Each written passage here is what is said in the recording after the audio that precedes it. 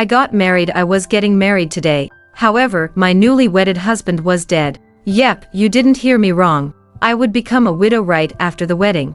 I knew this sounded incredible, but it was true. My biological father asked me to marry a dead man to protect his other daughter. To understand how I got here, we need to go back a few years. I had no parents and was raised by my uncle since I could remember things. A few months ago, the Smith family, wealthy in the city, suddenly found me. They said that I was a Smith by blood. They also said that I had fallen into the wrong hand because of the fire in the hospital where I was born. Like Cinderella, I became Miss Kelly Smith overnight. However, this fact didn't change my life. They told me my mother had died in that fire in the hospital. My father soon got married with his current wife. The girl who had taken my place for years was their beloved daughter. I was a tool for the Smith family to play up to the Brown family. So even on the day of the wedding, they didn't show up. They sent a housekeeper over. The housekeeper gave me a golden velvet jewelry box and said, "Miss Kelly, this is a wedding gift from Mrs. Smith. Please take it." A necklace, which seemed to be of great value, was in the jewelry box. The pendant was an orchid gem with countless small diamonds around it. I didn't know much about jewelry, but this necklace looked expensive. "Thank you." I took the necklace and put it on my neck. Perhaps my father and stepmother loved me. They just didn't know how to get along with me. I was still in a daze when the car stopped at the gate of the Brown family. The magnificent building was like a castle described in books. The driver led me into the house. I saw a large coffin in the living room. The coffin, made of obsidian, looked horrible against the light. A white-haired old man greeted me. He wore a black suit with a white flower pinned on his left lapel. I couldn't tell whether the expression on his face was happy or sad. "Nice to meet you," I said hesitantly. "Madam, you may call me Joey, the butler here. Please keep master company tonight. Let him feel the joy of wedding." After that, Joey raised his wrinkled hand and pressed hard on the corners of his eyes to wipe those invisible tears. I stood by the coffin and felt the situation ironic. The butler couldn't shed a drop of tear for Carroll Brown. However, he asked me, who had never met Carroll before today, to accompany him. Did the Brown family really think that an outsider like me cared about Carroll more than them? Many people looked at me when I walked into the house. They heard Joey and then began a heated discussion. "Is she the wife of the dead Mr. Carroll? Watch your mouth. This is a posthumous marriage, but it doesn't mean she has to die with Mr. Carroll. She'll be Mrs. Brown anyway. The Brown family is so ridiculous. Mr. Carroll is dead, so what's the point of his getting married? I feel sorry for this girl." The discussion gradually turned in another direction, and the crowd began to speak evil of Carroll and felt sorry for me. It seemed that Mr. Carroll was not popular. None of these mourners were sad for his death. Therefore, I thought that Mr. Carroll and I were of the same kind. I couldn't help but look up at the portrait above the coffin, and my heart skipped a beat for this glance. The man in the portrait was the most handsome one I had ever seen. He was more gorgeous than the superstars in Hollywood. He had beautiful eyebrows, bright eyes, fair skin, and a deeply lined face. However, his expression was a bit cold. Nobody dared to get close to him for his intimidating aura. Ahem. Joey coughed softly. Only then did the crowd shut up. They said the usual pleasantries and then left with some excuses. Joey said to me with fake grief on his face, "Madam, I'll have to leave you now." I looked at Joey in shock. "Will I be alone here?" "Yes, you will have to stay alone here. Mr. Carroll owns this house, so the others can't come here at will. You will have to pray for Mr.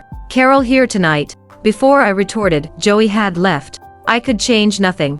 Therefore, I sat near the coffin. I didn't know how long had passed when my stomach began to rebel. After one glance at the pitch-black coffin, I swallowed my saliva and then begged with my fingers crossed. "Mr. Carroll, I'm starving. May I eat your pastries? You don't mind, do you?" "I do." A low male voice suddenly came from behind, so I quickly turned my head. I saw a tall man in white shirt leaning against the door. The man was undeniably handsome, with a roguish charm that seemed effortless. He had casually tucked the hem of his shirt into his pants, leaving 3 buttons undone, a style that added to his allure. Then his face. I looked at the man and then at the portrait. The two faces were exactly the same. Ah! Scared, I broke out in a cold sweat. My legs went limp and I fell to the ground. I shouted, "Ghost!" Ugh! My mouth was fully stuffed by the pastry in the male hand, and then I was picked up like a chick. "If you alert the bodyguards, I'll kill you." The man gripped my neck and didn't let go of it until I nodded. "You're warm," I murmured because of the lingering warmth on my neck left by the man. "You a human?" "Nonsense. Carroll shot a contemptuous glance at me and then crooked his finger at the man behind me. Jason, open the coffin. Jason came over and quickly pried open the coffin.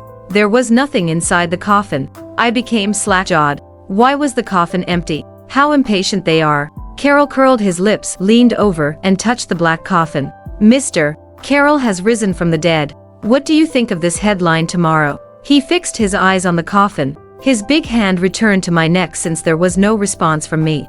Do you like to join my show? I felt oppression and couldn't think at all. Show. With the pastry in my mouth, I couldn't say anything. I sped up my chewing and then said yes. The sweetness melted in my mouth. The delicious pastry energized me, so I added, then your pastries will be mine. Carroll loosened the grip on my neck, let go of me, and then asked in a cold voice, are you a gluttonous rat? No, I'm human. A starving human. I was thin and petite but didn't look like a rat, did I? Carroll lifted my chin with his hand, which was bigger than my face. He looked at me carefully and then said, well, your face is pale. You look more like a ghost than me. I've been a bit underfed, I retorted, rolling my eyes at his teasing tone before stepping away and grabbing another pastry. Then, I said with a sweet smile, may I have another piece, Mr. Carroll? Your pastries are simply divine. Previous next chapter. My husband rose from death. Silence pervaded in the room, and Jason held his breath as tension thickened the air. I blinked my big eyes and looked at Carroll pleadingly. Just one piece. He didn't die, so I thought that he didn't care about these offerings, did he? After a while, Carroll shifted his sharp gaze away from me. Do you know who I am? I nodded in a daze. Carroll Brown. After a second thought, I realized that it was inappropriate to call Carroll by name. Therefore, I added, Mr. Carroll, aren't you scared of me? Carroll furrowed his eyebrows slightly, seeming intrigued by my lack of fear. No, you're not a ghost, so why should I? I replied, feeling emboldened. Instantly, a faint smile appeared on Carroll's face. Carroll pointed to the offerings on the table and said, take these and come with me. Where are we going? I asked, puzzled but unable to resist the lure of the delicious food. I picked up 2 trays of offerings and slowly followed behind Carroll. This villa was spacious. The living room was bigger than the playground in my primary school in the countryside. The decoration seemed simple, but every detail showed the taste of its owner. I lived in the countryside, and this was the first time seeing such a luxurious house. Therefore, I couldn't help looking around. After a muffled sound, I bumped into Carroll's back with an ah. Like the house. Carroll helped steady the trays, which almost fell for the collision, in my hand and pulled me into the elevator. I smiled awkwardly. This is the kind of house I've only seen in books. Is this how the Smith family treats their own daughter? Carroll asked, sounding more sarcastic toward the Smith family than toward me. Well, I didn't know what to say for a while. The elevator stopped on the 3rd floor right then, so our conversation ended. There was only one large bedroom on the 3rd floor. Carroll pointed to a sofa beside the bed and said, this is the bedroom. You can sleep here. What a good surprise for me. I had slept in my uncle's warehouse, so a bedroom was something beyond my reach. This would be the first time I spent my night in a bedroom. Soon, I remembered what Joey had said. Mr. Carroll was the owner of this villa. Was this Carroll's bedroom? Did Carroll want to sleep with me tonight? I clutched my collar instinctively. Well, Carroll shot one glance at my chest and then teased, I'm not interested in a child. A child, am I? I followed Carroll's gaze and looked down. The loose t-shirt made me look like a child who had snuck into their parents' clothes. Well, I did look like a child now. Mr. Carroll. There came a knock on the door and Jason's voice called out. Jason stood at the door with a food tray. After a signal from Carroll, Jason placed the tray on a small table next to the sofa and then said respectfully, the things you asked for, Mr. Carroll. Great. Carroll nodded and said to me, you may eat now. Carroll sounded cold, but I felt moved. All the time, my aunt and grandma called me an illegitimate child. In their opinion, it would be a waste of food to feed me. According to their plan, I would marry the fool next door in the end. What Carroll had said were the warmest words I had ever heard over the past 19 years. Carroll had led Jason to the door. I summoned up my courage and said, thank you. Hearing this, Carroll paused, turned around, and asked me, what did you say? I said, thank you. I raised my voice and said, thank you for your pastries and bedroom. Carroll walked back to me and then asked with a frown, did the Smith family abuse you? No. A mistake happened in the hospital after I was born. Therefore, I didn't grow up in the Smith family. If the Smith family didn't get me out of my village with $1,000, I would marry the fool next door. A dead man is a better choice than a fool. I spoke my mind accidentally. When I came to my senses, I found that Carroll looked sullen. Instantly, I shut up. Carroll took a blanket from the bed and draped it over me. With a long look, he left the bedroom. Looking at the empty room, I took one piece of cake and put it into my mouth. It was so delicious. I didn't know why Carroll got angry, but he was good to me anyway. He had given me cakes and draped a blanket over me. He even gave me a home. With this thought in mind, I ate slowly. Did I have a home? It had nothing to do with the countryside or the Smith family. I had a home where Carroll was. I clutched the blanket around me and felt the warmth the blanket brought me. It seemed not a bad idea to marry Carroll. It was a long day for me, so I wrapped myself in the blanket and fell asleep on the sofa. I found myself on the bed when I woke up. Did Carroll carry me onto the bed? Looking at the quilt above me, I was a bit touched. I saw a few words in my palm when I put on my shoes. Put on a good show. I didn't feel touched anymore. That feeling disappeared in a second. Only then did I remember the deal with Carroll about the pastry. I don't know what to do next. Alas, I would improvise. There was a lot of noise downstairs. What happened? I didn't spend much time on this question. I found the elevator and quickly went downstairs. The living room was in a mess. The offerings and broken trays were scattered on the ground. Well, did Mr. Carroll rise from death? My mind was in a whirl. Was this plot part of Carroll's show? What was I supposed to do now? Before I had an answer, Joey appeared with the well-dressed old Madam Brown. Madam, where have you been? What happened here? Did a robber break in? Joey reproached me. Before I finished my speech, Joey continued, this is old Madam Brown, Mr. Carroll's grandmother. Old Madam Brown raised her chin slightly and squinted at me aloofly. I greeted with a sweet smile. Good morning, old Madam Brown. Didn't you hear Joey? The shrill female voice reminded me of my grandmother, who was mean in the countryside. I quickly lowered my head and said nervously, I don't know what happened. I fell asleep last night. Suddenly, I saw a man sitting up in the coffin, and he said he was my husband. Previous next chapter. I lied for the first time in my life. I felt that my heart was at my throat. I wasn't good at lying. Moreover, this lie couldn't convince myself, so would these people buy my story? As expected, old Madam Brown, who held a walking stick, said in a cold voice, nonsense. He's dead. How could he sit up in the coffin? Come, send some people to find out the truth. Right then, a man in an inky blue suit came over. Grandma, why is it messy? The man shared similar eyes and eyebrows with Carroll, but his aura wasn't so strong as Carroll's. The aloof old Madam Brown instantly turned benign. It's all about Carroll. He even caused trouble at his funeral. Nathan Brown was attentive to his grandmother. He helped her sit in a chair not far away and poured her a cup of tea. Nathan seemed like a good grandson. I restored the offerings scattered on the ground to their old places and then stood by the coffin as I had yesterday. I just needed to play my role, no matter what would happen next. So you're the girl from the Smith family? Nathan said in a frivolous tone as he swaggered toward me. I nodded. I hid half of my face behind my long hair to dodge the scrutiny from Nathan. Girl, you said that my brother sat up in the coffin. However, never have you seen my brother. Why did you say so? My mouth twitched at this question, but I soon calmed down. Apart from him, who would be in this coffin? Besides, there is a big photo of him, and I'm not blind. Then, I pointed to the photo on the desk. The photo was amazing because Carroll in it stared at me wherever I stood. I thought that Nathan must feel so too. Nathan looked in the direction I pointed to and then shivered with fear. He looked back at me and asked, you said that Carroll appeared in your dream. Did he say anything? Nathan picked up an apple from the offerings and put it into his mouth. Yes. I smiled sweetly and looked at the black and white photo on the wall with admiration. He told me to lead a good life here. He said that this was my home. By the way, he carried me back to his bedroom to sleep yesterday. This speech dumbfounded the crowd in the living room. The dead silence lasted for about 2 seconds. Old Madam Brown tapped on the floor hard with her walking stick twice. Nonsense. Was it? Carroll did say that this was my home. With a sneer, Nathan picked up another apple to eat. The offerings were mine. I quickly snatched the apple from Nathan and put it back in its place. Please show some respect to the dead, or Mr. Carroll may lecture you in the evening. How dare you curse me? Are you tired of living? Nathan was furious. He raised his hand to slap me. A slap was nothing to me. I got whipped by the rattan during my growing up. However, I couldn't help but close my eyes. Mr.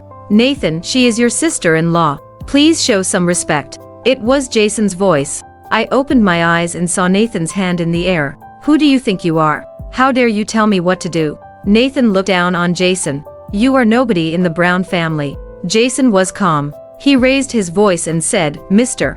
Nathan, I would like to remind you that I am the only witness in the world to prove that Mr.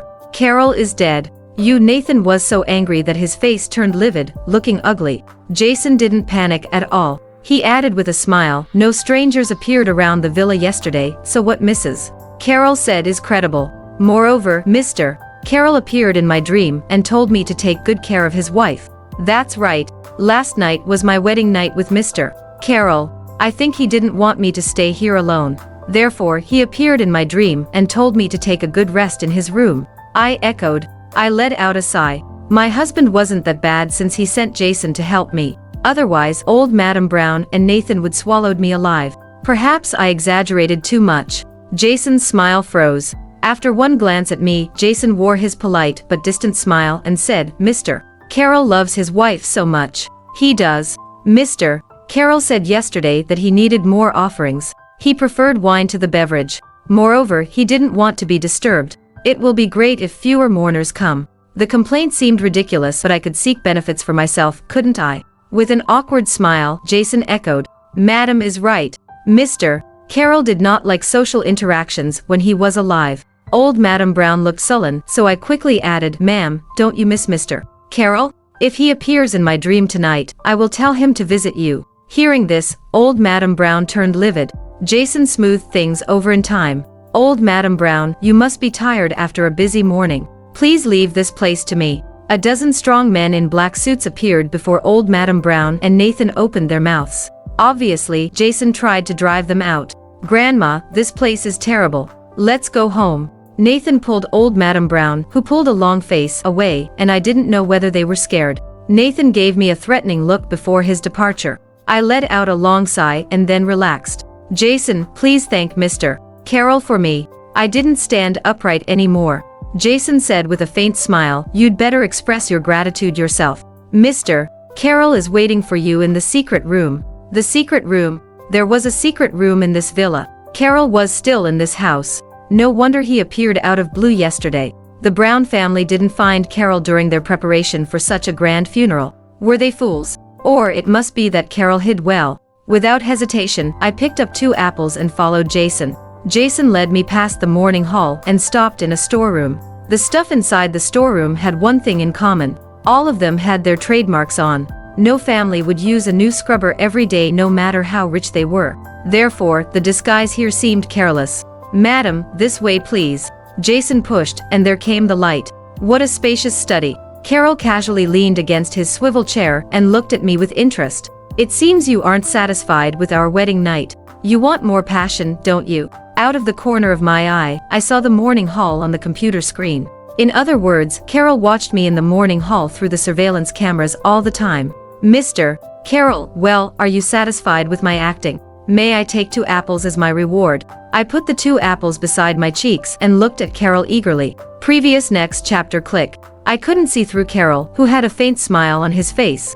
I noticed the bangle, made of rosewood, shone on his wrist and concluded that he must have worn that bangle for a long time. I could smell the unique scent of rosewood when I walked close to Carroll. Carroll was at ease. A few seconds later, he asked casually, "Don't you think that 2 apples aren't enough?" "Enough. I will be full. I would be content with my lot if Carroll didn't blame me for seeking benefits in his name." My grandma in the countryside often said, "A beggar isn't qualified to be a picky eater." I was that beggar. Moreover, I had never seen apples like these in the countryside. They were bright red and tempting. Rumble. How shameful. My stomach rumbled at this critical moment. The Brown family didn't prepare breakfast for me this morning. I smiled awkwardly and sat on a small sofa with the apples in my arms. Time for lunch. Carroll tapped on the table in front of him twice. Jason nodded and left wordlessly. Soon, the delicate dishes appeared on the table. There were 4 dishes and 1 soup. "Madam, steak, pork, lobsters, and salad." Jason briefly introduced the dishes one by one. "I told the cook that you liked sweet food." With my eyes fixed on the dishes, I instantly picked up my fork and knife. What a feast! These dishes are good enough to celebrate the festivals in the countryside. No, I didn't have these good dishes there at all. I didn't know the lobster till a few years ago, and it was reserved for Christmas Eve only. Moreover, this fancy food was reserved for my cousin because I wasn't qualified to eat it. Thinking of my miserable past, I couldn't help but felt sad. Seafood was rare for an inland village. Once in a while, my aunt, who worked in another city, brought a lobster home. I once tried to eat the lobster, but my grandmother ridiculed me. My grandmother would tease me about the lobster whenever she was ill in humor. This situation lasted for half a year. Then, I knew that I could eat nothing but the food from our land. The reason was that I had that qualification, and that only. You may have lunch now. Confused, Carroll picked up one piece of pork and left it on my plate. You didn't try this before, did you? No. I took a bite of the pork. Then, I lowered my head, chewed carefully, and hid my red eyes behind my ruffled hair. I had lived for almost 20 years, and Carroll might be the only man who was good to me. Are you really Miss Odette? Carroll took his bangle off his wrist and played with it. He looked at me with great interest. I nodded, thought for a moment, and then shook my head. I'm a Smith by blood, but I am not Miss Odette. Odette is Miss Odette. Odette Smith. Carroll snorted coldly. She is like your grandmother in the countryside. What? I became confused. Jason responded. Odette claimed to be Mr. Carroll's fiancé and gained a lot of benefits both openly and secretly. After the bad news about Mr. Carroll was spread out, the Smith family immediately took you here. As for Odette, she didn't come here at all. Well, Odette did sound as snobbish as my grandma in the countryside. I forced a smile. People seek profit to avoid harm. It is understandable. Don't you blame her? Carroll asked and didn't forget to send food to my plate. I stopped eating, tilted my head, and looked at Carroll. I concluded from my scrutiny that Carroll was a stunner. My comparison might be inappropriate, but Carroll was not inferior to any beautiful woman appearing on TV. Compared with those women, Carroll looked cold and had a heroic spirit. You are good to me. Moreover, you are so handsome. Why should I blame her? I feel grateful to her. I spoke my mind with sincerity. My candor amused Carroll. Eat on. Okay. I nodded obediently and continued to enjoy the delicious food.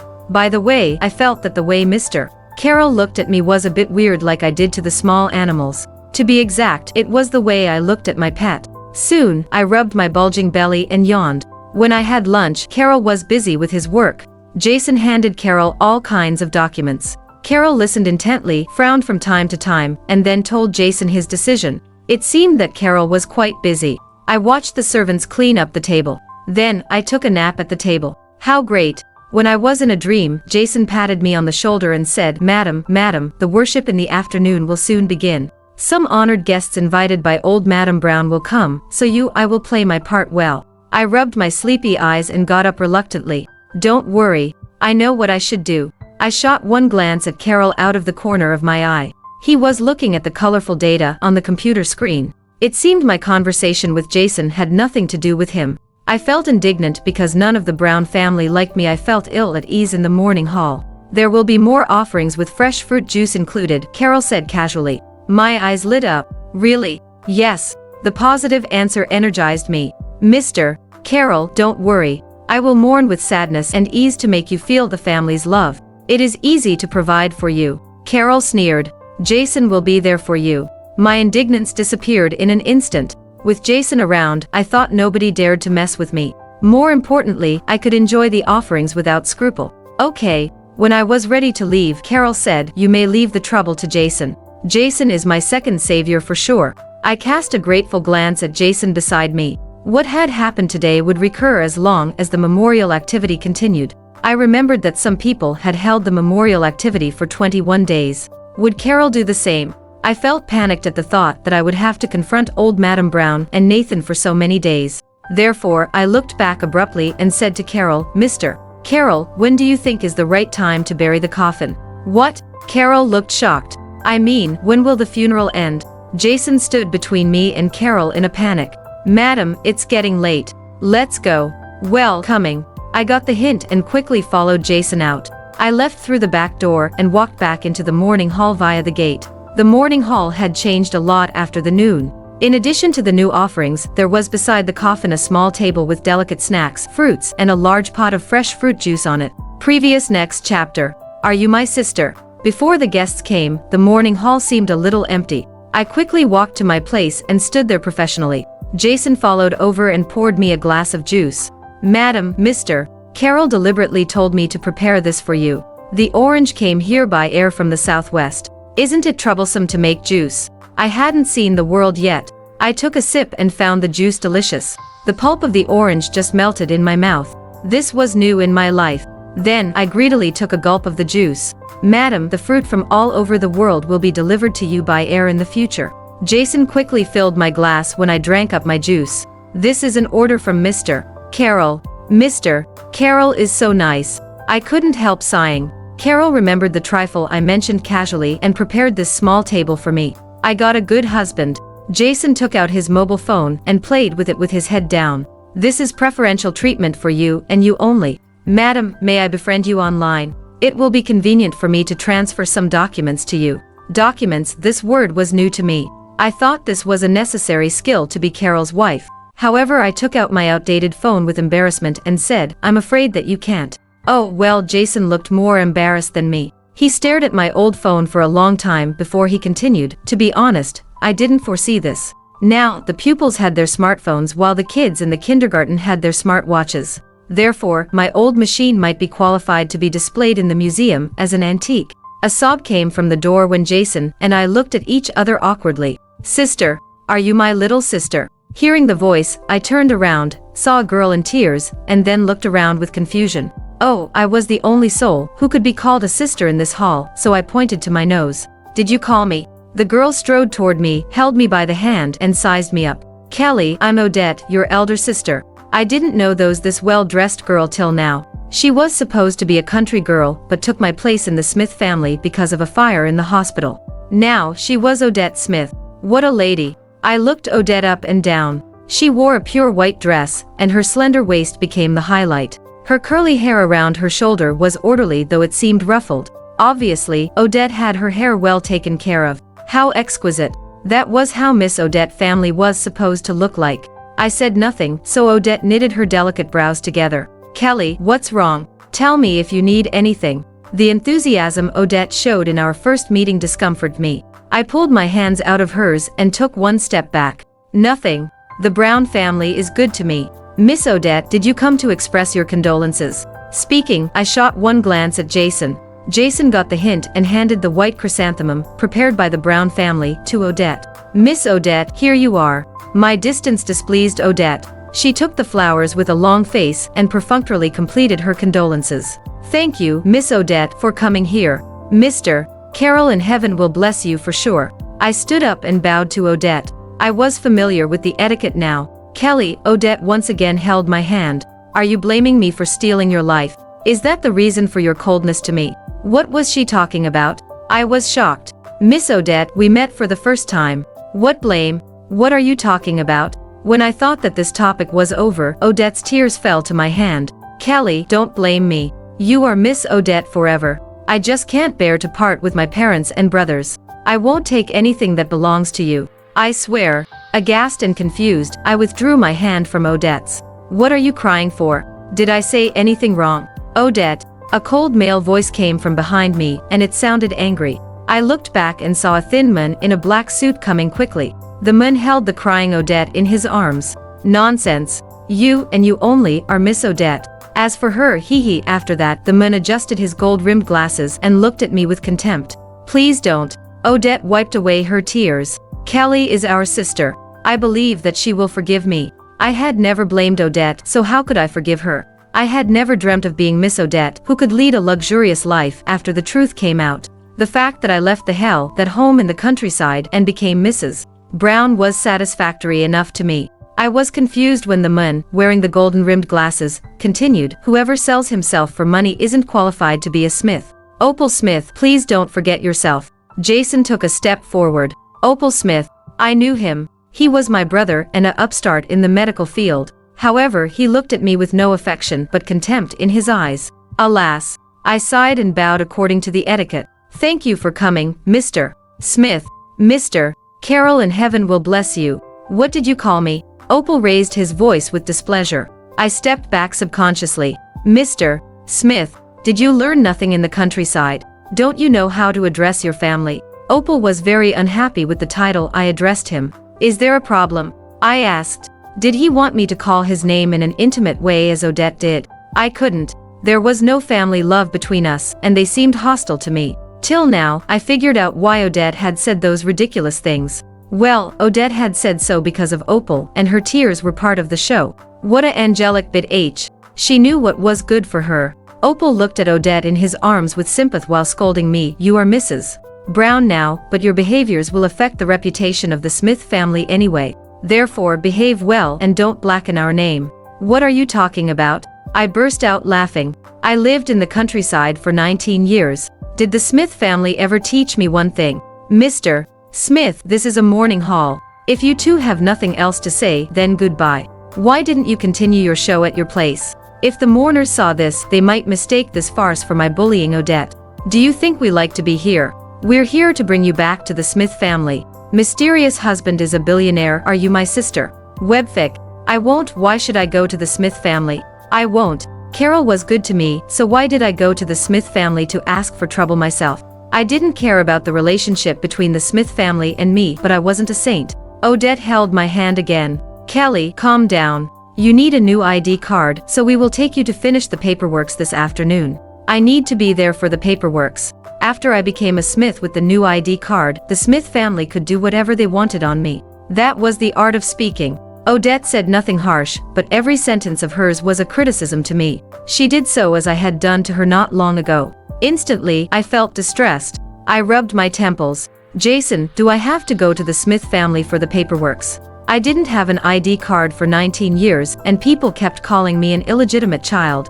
Therefore, I wanted an official identity more than anyone else. The Brown family must be able to do what the Smith family could. Jason came over and said with respect, Madam, you don't need to go to the Smith family for an identity card. Moreover, your name should appear on the official documents with the name of Mr. Carroll. I heaved a long sigh of relief and spread out my hands. Look, I don't need to trouble you guys. Opal and Odette exchanged one glance with each other, and there was shock in their eyes. There were two reasons. The first one was Jason's attitude toward me. The second one was that the tool from the countryside in their eyes took advantage of Carroll to revolt. The mourning hall was dead silent. From that day when Odette took my place, I had nothing to do with the Smith family. That was my fate. Kelly, you should go home to see our parents, shouldn't you? Look, the necklace on your neck is the latest design by my mother. You are the first soul in the world to wear it. See how much they value you. You keep staying in the Brown family after you arrived at this city. You should go home to see your family, shouldn't you?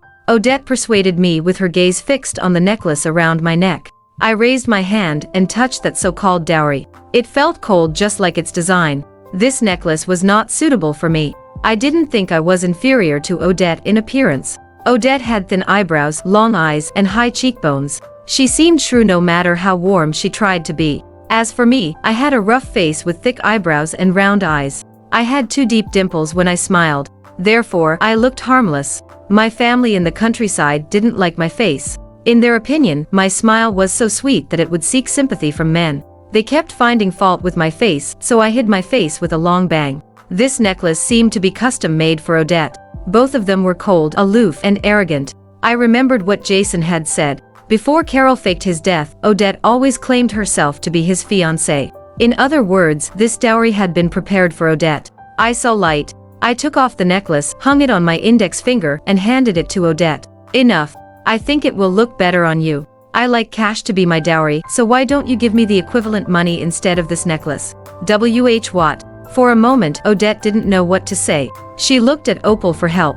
Opal, are you insane? How can you measure kindness with money? How can a scum like you be a Smith? Opal was furious. Pointing at my nose, he cursed. His outstretched hand happened to brush past the necklace on my finger. Bang! The necklace fell to the ground, and the sapphire in the middle of it broke into pieces. Well, I can't exchange money with it now. Looking at the pieces on the ground, I squatted down with regret. The sapphire was broken, but the tiny diamonds were intact. I could get some money with these diamonds, couldn't I? I failed to notice the fragments of the gem when picking up the diamonds.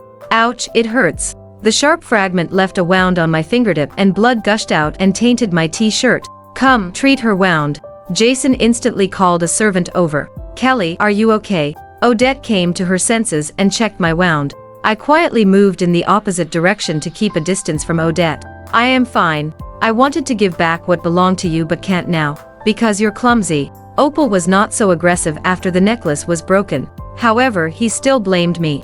I say, Opal, it's your fault. Why do you blame me? You had better leave now. Don't disturb my husband here. Sorry. I am sorry, Mr. Carroll. I have to count on your influence when I am in trouble. I put my palms together, turned to the surveillance camera and muttered, "You, Opal." Opal was enraged. Odette tried to stop him. It was so noisy here. I stretched out my wounded finger and let the maid treat my wound, and my eyes were fixed on the cotton in the first aid kit. "Could you please give me 2 balls of cotton so I can stuff my ears with them?" "Miss Odette." "Mr. Smith, how will I say goodbye in your imagination if you are not Madam's family?" Jason bent one hand.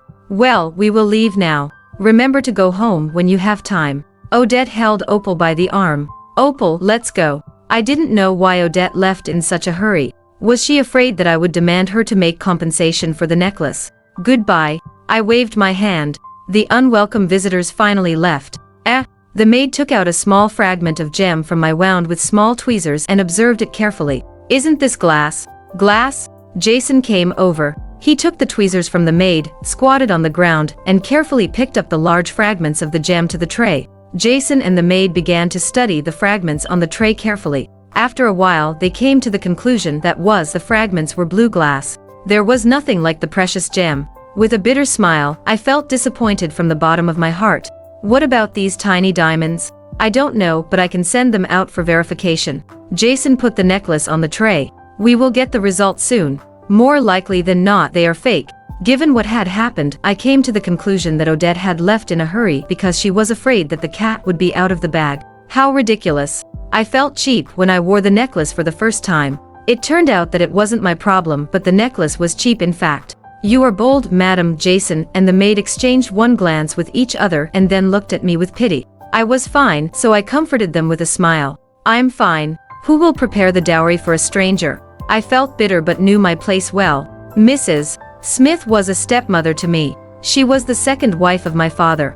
Therefore, Mrs. Smith had nothing to do with me. She had raised Odette for 19 years, and I was just a stranger to her. My value to her was to marry the dead Carroll for Odette. Therefore, it was reasonable that she gave me a necklace with a fake gem. I felt fine.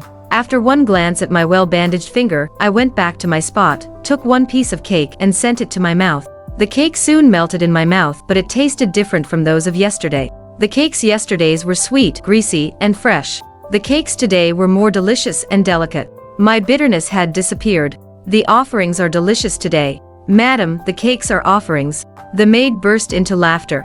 "Mr. Carroll deliberately prepared them for you." "Really?" I was a bit surprised. Only then did I find that the food on the small table was completely different from the offerings before the coffin. The offerings were basic pastries, and the food on the small table was popular recently. I had seen them on TV and in magazines. Suddenly, the maid bent down seriously, and this bow was quite standard. Startled, I moved aside and pointed at the dark coffin behind me. "Well, didn't you make a mistake? The coffin is there." I forgot to introduce myself. "My name is Rose. From now on, I will be responsible for your daily life. I will do whatever you ask me to do." "Rose? Wasn't it seasoning? Didn't her parents name her too carelessly?" I didn't pay attention to Rose till now. Rose seemed to be in her 20s. She had a medium build and tan skin. Her facial features were beautiful, though she didn't look like a native. Compared to Jason, Rose looked a bit silly. I served others in the countryside, but there was a maid waiting on me. I didn't know what to do for this twist. I pondered for a while. Then I patted the empty chair beside me and said, "Do you like to sit for a while?" "May I?" Rose looked at Jason timidly. "Mr. Carroll is not here, so Madam is the boss now." After Jason nodded slightly, Rose sat happily next to me. "Madam, you're so nice. You aren't aloof at all." Rose peeled an orange and handed it to me with a bright smile. I took the orange and asked in a low voice, "Do you know how long this funeral will last?" "I don't know." Rose shook her head like a rattle and answered in a low voice like mine, "Old Madam Brown will have the final say here. She is in charge of the funeral." Old Madam Brown. That old woman who didn't like me. I sighed and looked at the door. Few mourners came this afternoon, apart from Odette and Opal. Could it be that what I had said this morning worked? Did old Madam Brown tell others not to come? If my word did work, why, with a bright smile on my face, I turned my head, looked at the photo of Carroll, and thought, why don't we save all the trouble by burying the empty coffin? Jason. Jason. I beckoned to Jason and pointed to another chair. There are only the three of us, so why do you stand there? Come and sit with us. Jason hesitated for a moment. Madam, I tried to show respect to Mr. Carroll. I lowered my voice and said, come on. Mr. Carroll isn't dead. What respect? Come and sit down. After a short astonishment, Jason took the chair a bit far from mine. Jason, what do you think of burying Mr. Carroll at a good time and a good place? I handed one plate with cakes on it to Jason with a flattering smile. There would be no more trouble after the empty coffin was buried. Carroll faked his death, so the etiquette wasn't so important now. Jason, who had accepted my cakes, bounced back more than half a meter, as if he had seen a ghost. He looked at me in shock and said, Madam, you are bold. Am I? Jason and Rose nodded at the same time. I tilted my head and looked at Carroll in the photo. Carroll looked cold, elegant, and intimidating even in the photo. From my arrival here, everyone kept reminding me of how terrifying Carroll was. Even Nathan had a hint of fear on his face at the mention of Carroll. However, Carroll was the nicest man to me over the past 19 years. In my eyes, he was not scary at all. When I thought of how to convince old Madam Brown to bury the empty coffin, Opal reappeared. Opal angrily walked to me with a craft bag in his hand. I was in astonishment. Rose, Jason, and I sat on our chairs respectively and formed a circle. Rose had half an orange in her hand and Jason had cakes on his plate. As for me, I was chewing the orange in my mouth. It seemed we were having a tea party rather than in a funeral. Why did you come back? I swallowed the orange in my mouth and got up reluctantly. Didn't we agree that the Brown family would help me get an ID card? With contempt on his face, Opal stuffed the craft bag into my arms. Use it to fix the necklace. Oh, the compensation. I opened the craft bag and saw piles of cash. There was $30,000 in total. I made a fortune. I jerked my head up and looked at Opal. Thanks. I own so much cash for the first time. Opal seemed disappointed when my eyes lit up for the money. Do you see nothing but money? Our eldest brother will be home tomorrow night. Remember to come home on time. Well, Opal and Odette seemed to try to get me to their house in all ways. Did the return of their eldest brother have anything to do with me? Did they want me to cheer for the family love among them? My instinct warned me that there might be a trap tomorrow night and that I shouldn't go to the Smith's place. I won't go. My acceptance of the money didn't mean that I would go to the Smith's place. To go shopping with Mr. Carroll, it is a rule here that the bride pays a visit to her family 2 days after the wedding.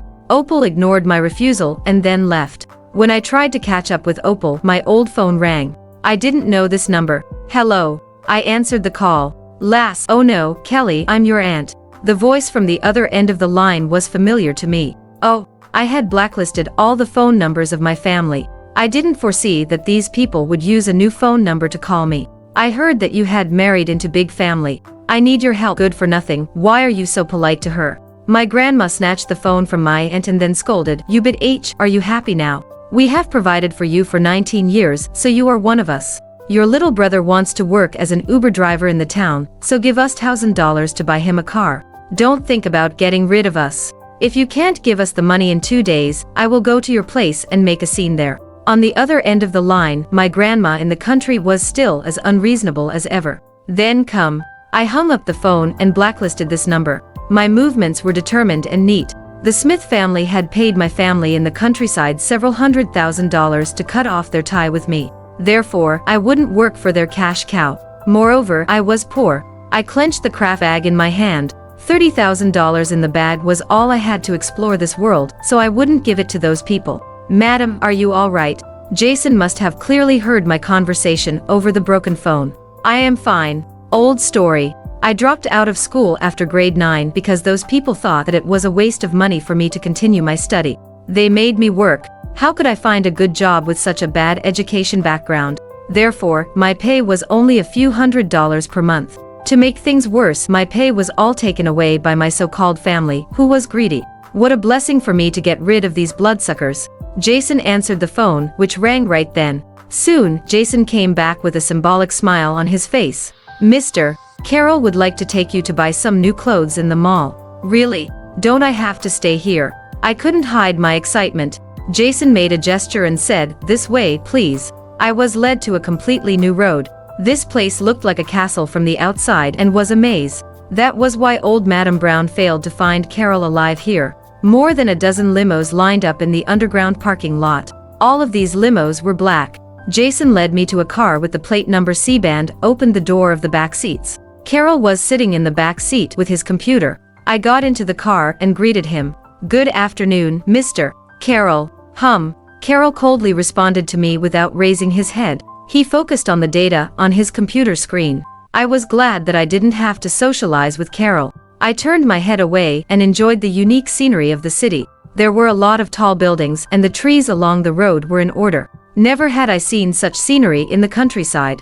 I came to understand those people who studied hard to flee from the countryside. Nobody could resist the temptation of big cities. I was fascinated by the scenery. I didn't know when Carroll put away his computer and got close to me. Like it? Yes. I nodded. It's very beautiful. My wish was to live in a big city and it came true now. Carroll immediately asked, "What's your wish now?" I pondered for a while. Then, I looked Carroll in the eyes and said seriously, "Mr. Carroll, my wish now is to end the funeral." Hearing this, Carroll turned cold. The second time. What? Before I figured out what that sentence meant, Carroll explained, "You asked me to end the funeral for the second time. Are you unwilling to mourn for me?" "Yes." Then, I added, "Everyone here doesn't like me. Your family, the Smith family, and those mourners don't take me seriously." That was how people reacted. By instinct, one wanted to flee from the place where he was unwelcome. I was no exception. Carroll was the only soul who was good to me, so I was willing to tell him how I felt. Carroll said slowly as the coldness in his eyes gradually disappeared, "You are beautiful, so they are jealous of you." Right then, the car stopped. Carroll pulled my hand and said, "Here we are. Let's go." The warmth was transmitted from his palm to mine, so my heart pounded wildly. Did he praise me just now? Wow! I exclaimed with surprise. The mall was a brand new world to me. There were bridges, waters, and rockeries. Those shops blended with the environment perfectly. However, there were no customers, apart from Carroll and me. Jason came over with a phone in his hands. "Mr. Carroll, it's a call from the Prime Minister of Parkley. It's about oil." Leaving his speech unfinished, he shot one glance at me. Sensible, I took 2 steps back. "I can stroll around by myself." "Madam, Mr. Carroll has reserved the entire mall for you. Choose whatever you want." Speaking, Jason handed me a black bank card with gilding. On the surface of the card, the golden word brown was eye-catching. Reserved the whole mall. The wealth and generosity of Carroll astounded me. People got off work now, so it was the golden hour for the mall to make profits. Did Carroll really reserve the whole mall? Carroll walked away with the phone. Then, I said goodbye to Jason, took the bank card, and went shopping alone. "Gee, you..." The words on the signboard attracted me. At the door, I heard 2 salesgirls gossiping with each other. Who did Mr. Carroll reserve the whole mall for again? I don't know. Some superstar perhaps. Again. I soon caught the key point of their conversation. It turned out that Carroll didn't book the whole mall for the first time. My heart sank and I wanted to leave. One salesgirl spotted me, looked at me with contempt and said, "How did you get in here? This is a luxury store, not a scenic area for you to take a photo to show off. Look at you. How dare you wander around here? Aren't you afraid that you will go bankrupt for compensation?" The salesgirl on her centimeter high heels pushed me mercilessly. I staggered for this push and soon regained my balance. With my eyes wide open, I asked, "Is this how you serve your clients?" "You, client? You don't know your place at all. This is a luxury store. A pauper like you can't afford the stuff here for the rest of your life." His new girlfriend. I took out the bank card, looked at the 2 salesgirls, and said, "Look at this card, can I be your client now?" Speaking, I showed the salesgirls the bank card one had just received. The golden word, brown, spoke for itself. "Mr. Carroll reserved the whole mall for me this time." I fought back with my head high up. Unfortunately, I was petite. The salesgirl wore the same high heels, so they were much taller than me. After a contemptuous snort, the tall salesgirl looked me up and down. Do you want to tell me that Mr. Carroll has too much meat and suddenly wants vegetables?" Speaking, she rearranged herself in another pose to show off her good figure. The salesgirl, who was short in comparison, snickered. "Mr. Carroll came with superstars. Do you imply that you are his new girlfriend? Don't be ridiculous. I know that you just pretend to be a VIP with a bank card. You are a gold digger who loves to impress the netizens with illusions. We've seen a lot of people like you. Mr. Carroll's new girlfriend. Bah. Mr. Carroll, your card doesn't work at all." With a frown, I muttered in a low voice. The 2 salesgirls impatiently pushed me away. "Leave now. Hurry up. We are waiting for Mr. Carroll." Right then, a tall figure protected me from behind. Carroll lifted his long leg and gave the tall salesgirl a hard kick in the stomach. After a scream, the tall salesgirl fell to the ground. The short one ran over to help her colleague up. She raised her head, saw the sinister Carroll, and said in horror, "Mr. Carroll, how dare you? She is Mrs. Brown." Jason walked over and scolded the salesgirls. "Mrs. Brown?" The two salesgirls looked at me with astonishment. I spread my hands. Then, I strode into the store and walked around. "Mr. Carroll followed behind me and asked gently, "Is there anything you like?" "Mr. Carroll." I smiled with embarrassment. How could I answer the question since I hadn't seen the stuff in this store? They blocked me at the door because they thought that I couldn't afford the clothes here. It sounded like a complaint to arouse sympathy from Carroll. With a chilling glint in his eyes, Carroll said, "Pack up all the clothes." "No, no, no." I waved my hands frantically. "Mr. Carroll, please don't." They looked down on me, but I helped them to get a. Does it make sense? I often saw this plot in the soap dramas. I always had one question in my mind, and that was why those characters helped the people who looked down on them. I wasn't such a fool. Carroll took off his bangle and played it in his hand. There came a faint fragrance from his bangle. Carroll rubbed my hair with a faint smile and said, "I didn't know that you were business-minded." "I am not a fool." I stuck out my tongue and pointed to the door. "Why don't we go to another store?" Carroll took my hand without scruples. I said to the two salesgirls, shivering at the door in fear, "Look, Mr. Carroll is Chook Restaurant." "Yes, yes, you're right." The salesgirls were no longer so arrogant as before. They became humble. Carroll shot a cold glance at the two salesgirls and then said to Jason, "Fire them." "Yes, Mr. Carroll, Mr. Carroll, sorry, please forgive us." The tall salesgirl sobbed and almost knelt before Carroll. Jason cut in and warned, "Do you want to work in another city?" Hearing the threat, the tall salesgirl instantly shut up. Then there came no obstacles for my shopping. All the salesgirls entertained me as if I was their dear mother. At the fifth shop, I was exhausted and collapsed on the sofa. The salesgirls brought a lot of dresses over and recommended them to me. "Mrs. Brown, look at this blue dress. Given your elegance, it suits you well. And this one, you're so sweet. Pink, yellow, and colors of macaron fit you. What do you think of this bag?" This pair of high heels. I was exhausted, so I looked at Carroll for help. "Mr. Carroll," with one hand on the armrest of the sofa, Carroll played with the rosewood bracelet with the other one. With his legs crossed, he looked like a fine statue made by God. "Are you tired?" Carroll opened his mouth and sounded affectionate. Instantly, I nodded. "Yes, yes, yes." Exhausted. More than that, I was starved. "Pack all the stuff up." Carroll waved his big hand and pulled me up from the sofa. "Get changed and we will leave for dinner." "Mr. Carroll, you're an angel." I threw Carroll a kiss and then followed the salesgirl into the changing room. The salesgirl helped me put on a knee-length black dress with bubble sleeves. "Mrs. Brown, you are hot." The salesgirl zipped the dress for me, looked at me in the mirror, and praised me with admiration. This dress was a good choice. Its black silk shone slightly, so my skin looked fair. My slender legs, exposed, caught attention. "Thank you." The praise like this was new to me, so I thanked her with a blushing face.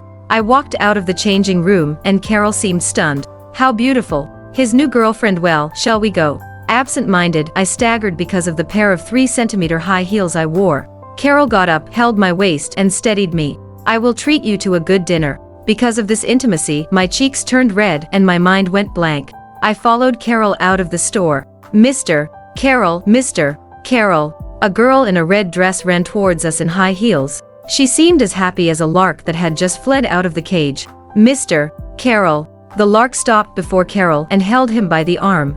"Mr. Carroll, my brother said that it was a top secret of your reservation of the mall. Don't worry because I will tell nobody about it." The lark had a delicate face. 2 dimples appeared on her face when she smiled. The girl had rough eyes and looked lovely. Her intimacy with Carroll discomforted me. Carroll deftly withdrew his arm from the lark. "Owen Rodriguez is long-tongued. Without him, how would I know that you, whom I miss all the time, were still alive? You don't know that I've been crying over these few days. I've lost weight." "Mr. Carroll, where will we have dinner?" The lark once again held Carroll's arm, and Carroll didn't dodge this time. Then, he said in a cold voice, "I am on the way to dinner with my wife." "Your wife?" The lark let go of Carroll and looked at me with vigilance. "Are you the girl sent by the Smith family for the funeral?" "What funeral? Didn't Carroll stand here alive?" I blinked and forced a sweet smile. "Miss, what funeral?" "Mr. Carroll is alive, isn't he? You mentioned that you lost weight because of sadness, but why didn't you come as a mourner?" Can provide for you, I can provide for you. This was a threat rather than a negotiation. Owen had been aggressive, so I mistook him for an equal to Carroll. It now turned out that Owen was a paper tiger. However, the food in Chook restaurant was really delicious. Every dish was exquisite with a rich taste. This dinner satisfied my picky stomach. Owen called for people in suits over. These people looked like lawyers. They sat at a table not far behind us and carefully studied the contract that Carroll had brought over.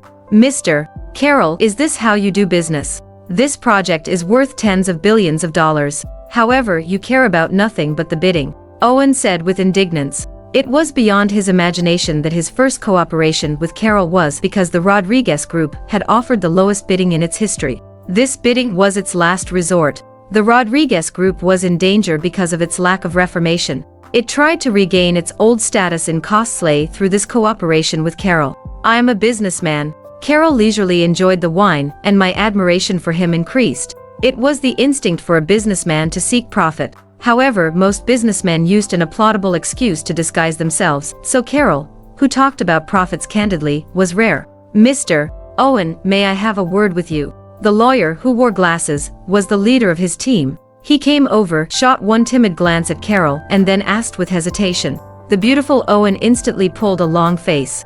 Mr. Luis, the Brown Group has the best lawyers in the country, so I don't think the contract will be problematic.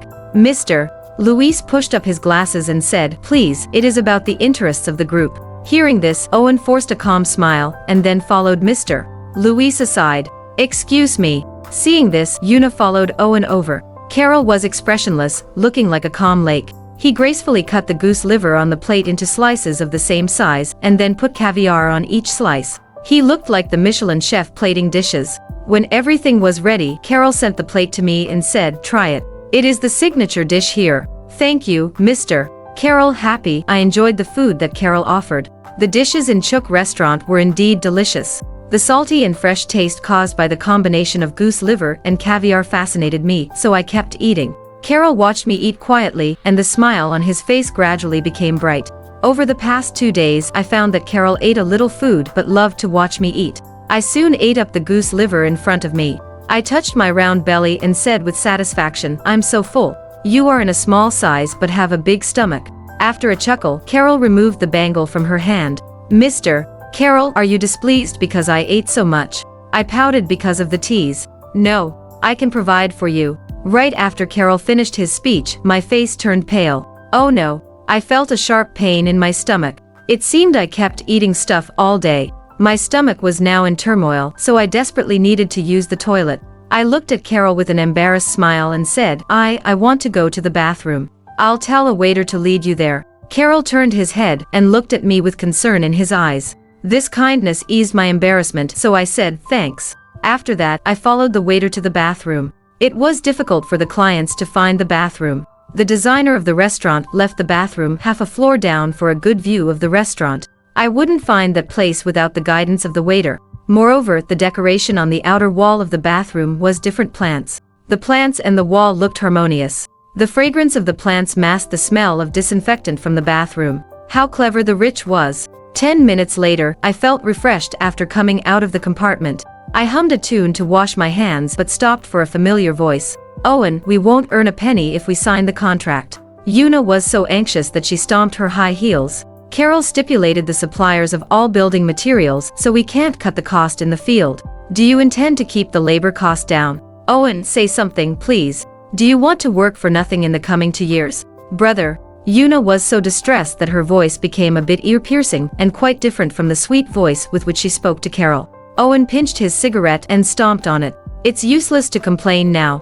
We won't lose money, will we? This is the only chance for the Rodriguez Group to make its name in cosplay again. Why don't you work hard to win Carroll's heart rather than waste your time here? He has seen that so-called Miss Odette family only a few times. Can't you win that bumpkin? You will own the Brown Group if you win Carroll over. If that happens, what won't we have? This construction project will be a trifle then. Hearing this, Una calmed down. She began to refine her makeup in front of the mirror with a powder puff.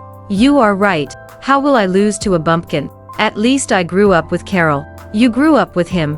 Why didn't he listen to you at all? Owen leaned against the sink and asked. Owen had brought Una here to facilitate the collaboration, but his plan failed. I can provide for you. Yuna angrily put the powder puff into her bag. He was a freak when he was a child. He paid attention to nobody but focused on books. Back then, who could foresee him prospering the bankrupt Brown Group? She felt a pang of regret. Little Carroll was odd. Southwest Yuna was close to Nathan. It turned out now Yuna had made a wrong choice then. Yuna would cling to Carroll if she foresaw that he would become the king of Costlay one day. Alas. Owen let out a long sigh. It's too late to regret now. Get him even if you work as his mistress. Yuna took out her lipstick and started applying it in front of the mirror. Got you. I'll spare no effort. From tomorrow on, I'll go to entertain old Madam Brown. Old Madam Brown? You don't think she is the head of the Brown family, do you? Carroll provides for the whole family, so your goal is Carroll. Don't do stupid things anymore. Owen was so anxious that he pounded his chest and stamped his feet. Yuna soothed her brother in a soft voice. Owen, don't worry. I won't let the Rodriguez family fall. I will win Carroll over at all costs. I didn't miss the slight bit of this conversation between Yuna and Owen. To drive flies away to be a mistress. Didn't they try to take Carroll away from me? I pouted and then walked straight over. What are you doing here? Yuna was shocked. Frowning, she looked at Owen for help. I turned on the golden water tap and washed my hands seriously. Don't be afraid. I'm just a bumpkin. I don't know anything about the business. Moreover, I'm kind-hearted, so I can tell Mr. Carroll that you want to be his mistress. I finished the washing. Then, I took a tissue and carefully dried the water on my hands. My speech angered Yuna. She grabbed my collar and said viciously, don't be smug. There are many women around Carroll. You are just the new vegetable that Carroll has never seen before. You'll suffer more than others if he is tired of you. Ha! I was shocked by this abrupt rudeness. Yuna was as savage as my aunt in the countryside. Yuna, Owen berated in a cold voice. Hearing this, Yuna reluctantly let go of my collar. Then, she glared at me and said viciously, humph, just you wait. I patted my chest and panted heavily. I wasn't afraid of violence, but the two faces of Yuna did startle me. Yuna now looked like the vixens in my hometown. Yuna was richer than those vixens. However, those vixens were truer than her. Those vixens, at least, wouldn't have two faces. They wouldn't treat others with fake enthusiasm. It took me more than 10 seconds to recover from the shock. Then, I immediately retorted, what am I waiting for? No matter how many mistresses he has, I am still Mrs. Brown. Even if you become his mistress, you are nothing but a concubine. You are far inferior to me in fame. Mrs. Brown? Ha. After a chuckle, Yuna clutched my chin with contempt and forcefully turned it to the left and then the right. You don't know your place, do you? Given his social status, it is common for Mr. Carroll to have several mistresses. You won't even see these women, so what is inferior? Remember, I'm Mr. Carroll's childhood sweetheart, Yuna said through her gritted teeth, and every single word was squeezed out of her teeth. Her face became terrible because of hatred. My chin hurt, so I struggled. Right then, I heard Carroll's voice. Who said that I would have mistresses? The cold voice came from a corner, and the sound caused by the leather shoes was rhythmic. Startled, Yuna immediately withdrew her hand. Mr. Carroll, why are you here? Mr. Carroll? I looked back and then walked to Carroll with an aggrieved look. She wants to be your mistress. Seeing that I pouted, Carroll frowned slightly. He stretched out his hand, straightened my wrinkled collar, and asked, did you agree? I shook my head. I didn't. However, she said that she was your childhood sweetheart. Abruptly, Carroll held my chin with coldness in his eyes. What happened to your face? Her work, I said truthfully. Carroll became horrible all of a sudden. I felt a chill down my spine. I looked at Yuna and saw her retreat and then hide behind Owen. Mr. Carroll, Mr. Carroll, not me. There was panic on the exquisite face of Yuna, and tears flew out of her eyes. Owen protected Yuna. He said, Mr. Carroll, sorry for what my sister did. Given her past with you, she argued with Mrs. Brown out of jealousy. Get lost. Carroll didn't accept the apology. Carroll grabbed Owen by roll and pushed him back with all his might. Owen staggered. Just as he tried to dash forward to protect Yuna, his shoulders were held by Carroll's bodyguards. Owen couldn't move at all. Yuna leaned against the marble sink and then backward as Carroll approached her step by step. Then, her chin was gripped by Carroll. I seemed to hear a cracking sound. Carroll narrowed his eyes. My childhood sweetheart. She became my wife when she was still in her mother's belly. Who do you think you are? Carroll gave Yuna a hard push, so Yuna hit the stone sink on the waist. Yuna lost her Jason, slid down along the sink, and collapsed on the ground. You protect her, she is my woman. Carroll took out a handkerchief to wipe his hands in disgust as if he had touched something dirty. Then, he casually threw the handkerchief with which he had wiped his hands into the trash can, grabbed my hand, and left. Mr. Carroll. Owen caught up with us, and there was still astonishment on his beautiful face. He handed the signed contract to Jason and said, I've signed the contract. Carroll paused after a cold snort. Then, he pulled me into the elevator. Before the elevator doors closed up, Carroll said coldly, 5 points cut on the bidding as medical compensation for my wife. 5 points. Mr. Carroll. Before Owen finished his argument, the elevator closed up with a ding. Girl, you are more interesting than I thought. In the elevator, Carroll looked at me with interest. Obviously, he had overheard my conversation with Una outside the bathroom. I raised my head, looked at Carroll, tilted my head, and made a face. It's part of my job to drive flies away for my husband. Very good. Carroll was 19 meters tall, 1 head taller than me. He stretched his hand and pinched my cheek. Keep up, but you should fight back next time. Okay, Mr. Carroll. Well, are you serious about the medical fee? I didn't know much about that project, but I heard that it was worth tens of billions of dollars. 5 points, oh my god, what a fortune. I'll give it all to you. Carroll was casual, as if he was talking about $5. Like a child who got the lucky money, I smiled sweetly. On the way back home, Carroll drove very fast. I looked down at my phone, and it was already 11 o'clock in the evening. Files away. There was no entertainment in the countryside, and I was supposed to be fast asleep at this hour. Carroll sat next to me and focused on the document in his hand. He read fast. I thought his speed was about 10 lines at one glance. Both his hands and face were so pretty. Why did such an outstanding man fake his death? I was sleepy when the car arrived at Carroll's mansion. For the first time, I saw above the gate the golden words, Bamboo Pavilion. Rose instantly came over at the sight of me. Madam, your room is ready, and I'll take you there. The Smith family called and wanted to dine with you at their place tomorrow night. My room. Hearing the first half of Rose's speech, I looked at Carroll in surprise.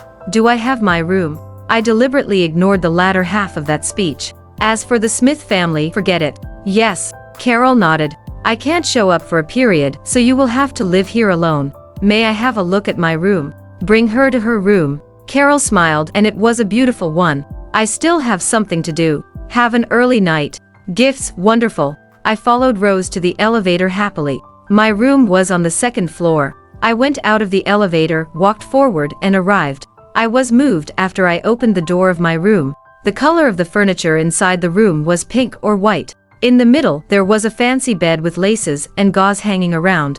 I had seen such a room on TV. However, the room on TV was not as delicate and elegant as this one. Noticing my thrill, Rose led me inside and said, Madam, this is your cloakroom. I've sorted out your clothes that just arrived. The cloakroom was bigger than my home in the countryside. In the countryside, I didn't have my own room. I slept on a board in the kitchen and had to prepare breakfast for the whole family before dawn. Never could I wake up when I wanted. Watching my eyes turn red, Rose took my hand and said, There's a small study. Tell me your opinion, and I will make alterations or improvements. No, no, no. I wiped my tears and waved my hand. This was the life I didn't dare to dream of. I walked into the study. In the middle, there was a white desk with golden rims. In addition to a computer, there was the latest model of the phone and iPad on the desk. All these were beyond my imagination. A few days ago, I was forced by my grandma to marry the silly boy next door. I thought of suicide because I didn't want to spend the rest of my life with a fool who kept drooling. I had thought that my life would last for only 19 years. I didn't expect fate to bring me to Mr. Carroll and give me a room. I paced back and forth in the room. My nose was sore, so I couldn't help but burst into tears. Rose, I have my own room. Rose handed me a tissue and said, Madam, this is your home. Of course, you have your own room. My home? Did Mr. Carroll give me a home? Yes. It's getting late. Take a shower and then have an early night. Don't forget your visit to the Smith family tomorrow. Speaking, Rose prepared the pajamas and bathrobe for me. Madam, do you need me to help you bathe? Why should I visit the Smith family? I took the bathrobe. I'm not familiar with them. My good mood was ruined by the mention of the Smith family. Well, Rose didn't know the answer. She shook her head and said, Old Madam called and reminded you not to forget yourself. Mr. Carroll's grandmother. I frowned. Why did old Madam Brown interfere with everything? It seemed she got involved in whatever displeased me. Yes. Hearing this positive answer, I pouted and went to the bathroom with the bathrobe in my arms. It seemed the visit to the Smith family was determined. Rose shouted behind me, "Madam, do you need my help?" "No, thanks. I'm not a child." That night, I had a good sleep on the soft bed. When I opened my eyes again, it was past 8 o'clock in the morning. Oh no. I felt scared because old Madam Brown had arrived at this hour yesterday. Rose had prepared a white shirt and tight black jeans for me. The clothes shared the same look as my old ones but felt more comfortable. Seeing me go downstairs, Jason gave me a sign and said, "Mr. Carroll is waiting for you in the dining room." "Mr. Carroll?" I looked at the hall warily. There was nobody in the morning hall other than several bodyguards. Confirming that we were safe, I breathed a sigh of relief. How bold. Old Madam is busy with her god. "Don't worry, Madam." Jason tried his best to hold back his laughter and led me to the restaurant. Carroll sat at the dining table with an English financial magazine in her hand. "Morning."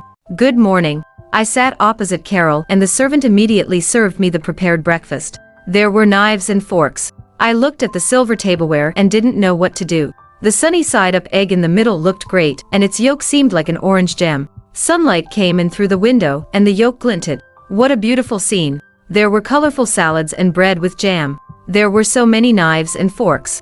I didn't make a move for a long time, so Carroll put down the magazine. "Leave only one knife and fork to Madam."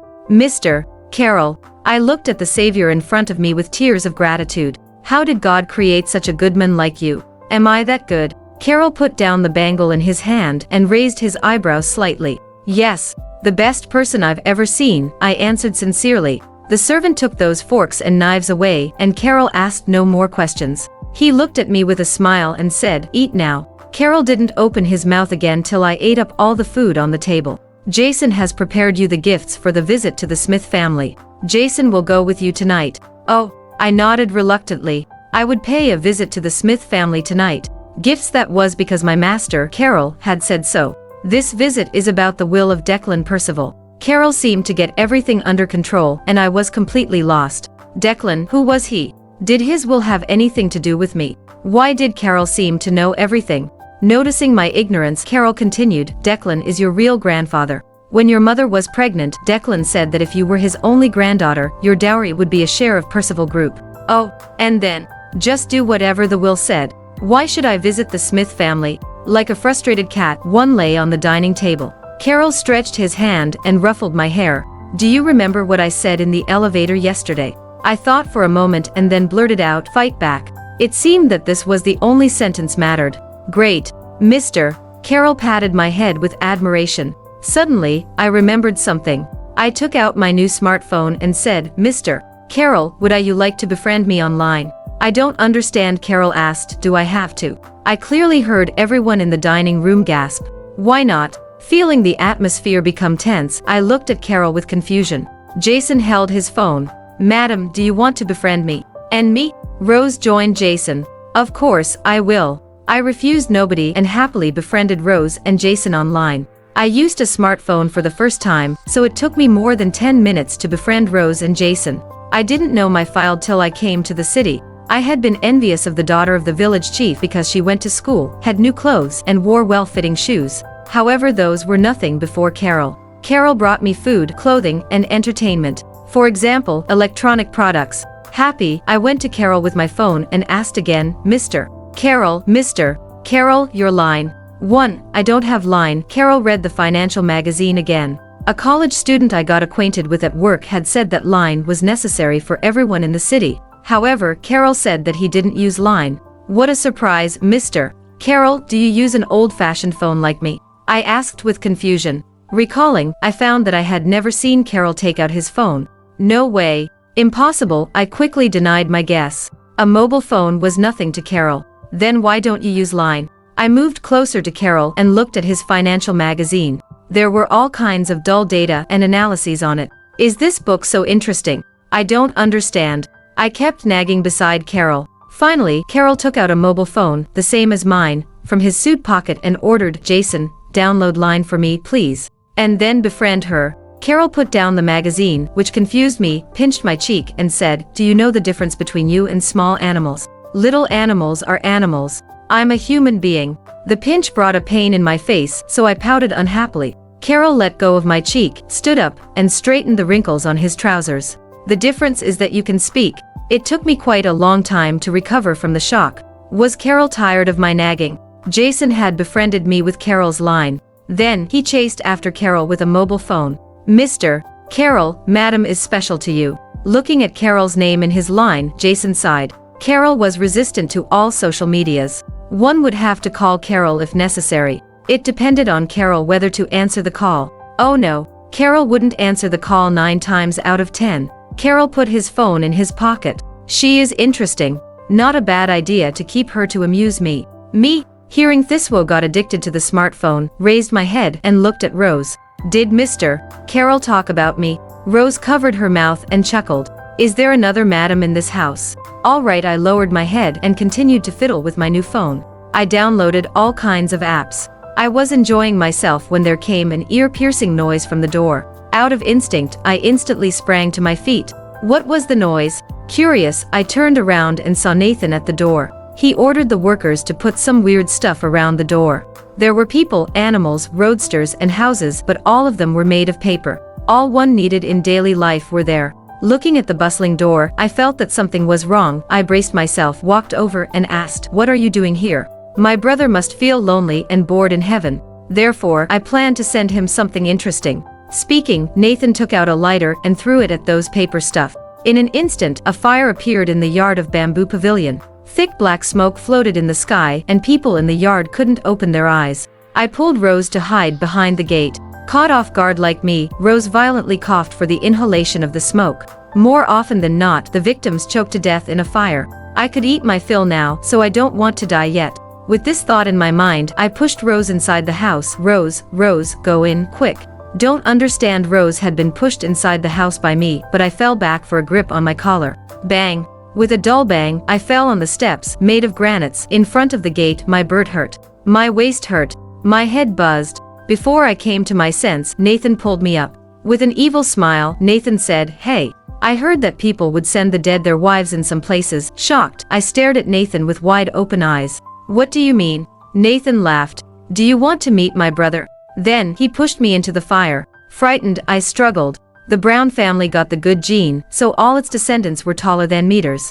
I was like a sheep to be slaughtered in their hands. I felt difficult to breathe because of the inhalation of smoke. Suddenly, water fell from the sky and put out the fire accurately. Nathan pushed me to the ground and yelled, Who's ruining my plan?" "Me." A cold voice seemed to come from heaven.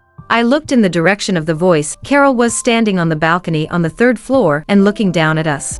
The expression on his face was sinister. "Carroll?" Nathan rubbed his eyes with shock. By the time he opened his eyes again, Carroll was gone. Nathan pulled my collar and roared, "Was that Carroll?" There were only a dozen centimeters between my face and Nathan's ferocious one, so I could see Nathan's molar. "Is there something wrong with your eyes?" "What Carroll?" I almost coughed my lungs out of my chest, and my voice was hoarse. "No, that's impossible." Nathan let go of me and shouted at his men, "Turn this place upside down. Let me see who the troublemaker is." I ran to the leeward side for some fresh air. It amused me when I saw Nathan walk into the house with his men. He must dread Carroll. "What are you doing? Shouldn't you be in the morning hall?" An old voice came from behind me. I turned around and saw old Madam Brown standing there with a long face. Fight back, what Carroll had said echoed in my head when I saw old Madam Brown. Fight back if someone hurt you. I burst into laughter. It turned out that speech was the rule of the Brown family. "What are you laughing at?" Hearing my laughter, old Madam Brown, who had walked into the villa, looked back with displeasure. Realizing my mistake, I tried my best to look stern. "Nothing. I remembered something interesting." Then, I walked past old Madam Brown and into the morning hall. I took the cushion on the floor, dusted it, found a good spot, and knelt down on it. Then, I cried with snot and tears. "Honey, did you show up just now? I knew it. You don't want me to die since I am your wife." I stopped crying abruptly and stared at the handsome face in the photo. "Honey, you saw that, didn't you? Your brother pushed me into the fire. You think that he doesn't care about you, don't you? I am so delicate. What will there be left if I get burned? Didn't he try to distress you? Go have a word with him tonight." Right then, Nathan came downstairs with his men. He flared up at the sight of his sobbing sister-in-law. He stood in front of me after 2 strides. "You bit H." A slap landed on my face. My right ear instantly buzzed and some salty liquid surged up to my mouth. It hurt terribly. I covered my prickly face, looked up at Nathan, and found him staring at me fiercely. The slap from a grown-up man was more powerful than the rattan of my grandmother in the countryside. "You Bith, what was your trick? Why did I see Carroll?" His tone was fierce, and his expression was ferocious. He was like a demon in the fairy tale. With a faint smile, I looked at Nathan, and then wiped the blood from the corner of my mouth. "I'm just a bumpkin. What trick can I play, mister?" Carroll showed up because he doesn't want to watch me suffer. Nathan must have made a thorough search of Bamboo Pavilion with his men. He couldn't find Carroll or a ghost. Carroll was right in his secret room now. Sitting, old Madam Brown stared at me silently. She tried to find some clues through my expression. "I am not a 3-year-old kid. Don't try to fool me. Grandma, what should we do with this bit H?" The rude remark annoyed me, so I said with my hand on my face, "I am your sister-in-law." "What bit H? Where are your manners? Sister-in-law?" Old Madam Brown sneered. "Carroll is dead now. Even if he was alive, you shouldn't put on airs here. It is said that you are not Miss Odette, but a Cinderella from the countryside. How can you inherit Carroll's wealth? I can drive you away right now. Do you believe that? I grew up in the countryside, and that was a fact I couldn't change. Therefore, I couldn't talk back instantly. My silence encouraged old Madam Brown, so she continued, "It is easy for you to keep your life. Doesn't Jason take your orders? Tell him to get Carroll's death certificate as soon as possible." I finally figure out the ultimate goal of old Madam Brown. Without the death certificate, nobody could take away Carroll's legacy. The body of Mr. Carroll hasn't been found yet, but Madam is a member of the Brown family now. With his standard smile, Jason came in with a document and handed it to me. "Madam, the address on your ID card is Bamboo Pavilion. Now, you are the boss here." "Were you kidding? Really? Me?" I forgot the pain on my face and took the document over with trembling hands. The relationship between Kelly Smith and Carroll Brown was husband and wife. Tears fell from the corners of my eyes. I had a legal identity now. Old Madam Brown knocked her walking stick on the marbled ground, so there came a muffled noise. "Jason, do the good days make you forget that you're nothing but a dog of the Brown family?" Jason kept a smile on his face. "It doesn't matter what I am. I take orders from Mr. Carroll and his wife. Madam is my boss now since the body of Mr. Carroll is still missing." "His body?" Old Madam Brown sneered with disdain on her wrinkled face. "He fell down from a cliff several hundred meters high. Whoever falls from there will become a meat pie. Do you still cherish the hope of finding his body intact?" "Jason, even if Carroll was alive, Grandma is still the head of the Brown family. How dare you be rude to her?" Looking at Nathan, I suddenly realized that a family was a hybrid of the good and the bad. I looked at Jason with pity. He fought against 2 unreasonable people alone. Would there be a chance for him to win this fight? "I will protect whoever pays me." Jason was smart. I quickly learned from him. I would side with whoever was good to me. I walked to Jason and interrupted the quarrel. "Am I the boss here?" "Of course." Fight back bearing this positive answer, I proudly raised my head and said, "Jason, please show them the door." "Yes." McCoo's bodyguards ran into the morning hall and lined up along the door. Old Madam Brown looked at me with her turbid eyes and said coldly, "Don't blame me because you ask for trouble. Nathan, let's go." The phone in my pants vibrated. There came a new message. "Carroll, do you remember what I taught you to fight back?" "Carroll, yes." Well, I shifted my gaze from Nathan, who was supporting his grandmother on their way out, to Carroll's bodyguards. Biting my lower lip, I shouted, "Nathan." Nathan looked back with a frown. Pal standing on tiptoe, I slapped Nathan on the face with all my force. Then, I quickly retreated and hid behind the bodyguards. "Grandma." Because of the bodyguards in front of me, Nathan was in a dilemma. He covered his face and shouted to old Madam Brown angrily. Old Madam Brown pulled Nathan and said through her gritted teeth, "Don't worry. I will avenge you sooner or later. I won't see you off. Goodbye." I hid behind the bodyguards and waved my band enthusiastically. After the troublemakers left, I whispered, "Be quick. Now. Lock the door." After the door was locked, I sat down on the ground, gasping with lingering fear. One felt great, scared as well. I was afraid that Nathan would fight back regardless of the bodyguards. If so, I would get hurt again. A pair of shiny leather shoes appeared in my sight. Then a cold voice sounded. "Well done. Does it hurt? Does it hurt? Mr. Carroll?" My eyes were red. I saw Carroll and wanted to cry in his arms. I was scared to death, so horrible. Your brother and Grandina are more horrible than ghosts. Look, how hard he slapped me. I raised my red cheek to let Carroll check it. Carroll put some of my loose hair behind my ear and then saw on my fair face a clear palm print. Does it hurt? His eyebrows were knitted into a frown. Yes, yes, yes. I nodded and cried louder. Of course, it hurts. His hand is bigger than my head. My face was smaller than my head. This slap from Nathan was as hard as a strike caused by a rod. I should feel lucky that I didn't black out. I didn't dare to imagine the consequence if Nathan hit my temple. An ice bag appeared out of the blue and Carroll pressed on my red cheek. Do you feel regretful? About what? I stopped crying and asked. Marrying me. Carroll took the ice bag away from my cheek, adjusted it, and then placed it back on my face. I tilted my head and leaned on Carroll's leg to cooperate with Carroll in the treatment. No, I didn't lie. There was trouble, but Carroll was good to me. I had a good husband, so what I regretted. Have a harsh retaliation next time. Carroll laughed. Yes. I nodded obediently. No, there was something wrong. I burst out crying, Mr. Carroll, why will there be a next time? No next time, okay. If I became deaf, you would feel like raising a cat or a dog. Alas. Carroll sighed and then said, children love to cry. Hearing this, I cried louder, do you want cakes? Carroll asked casually as he removed the ice bag from my face. Cakes? Whose birthday? I swallowed my saliva. In the past, cakes would be reserved for my cousin and his birthday only. I didn't have the chance to taste them.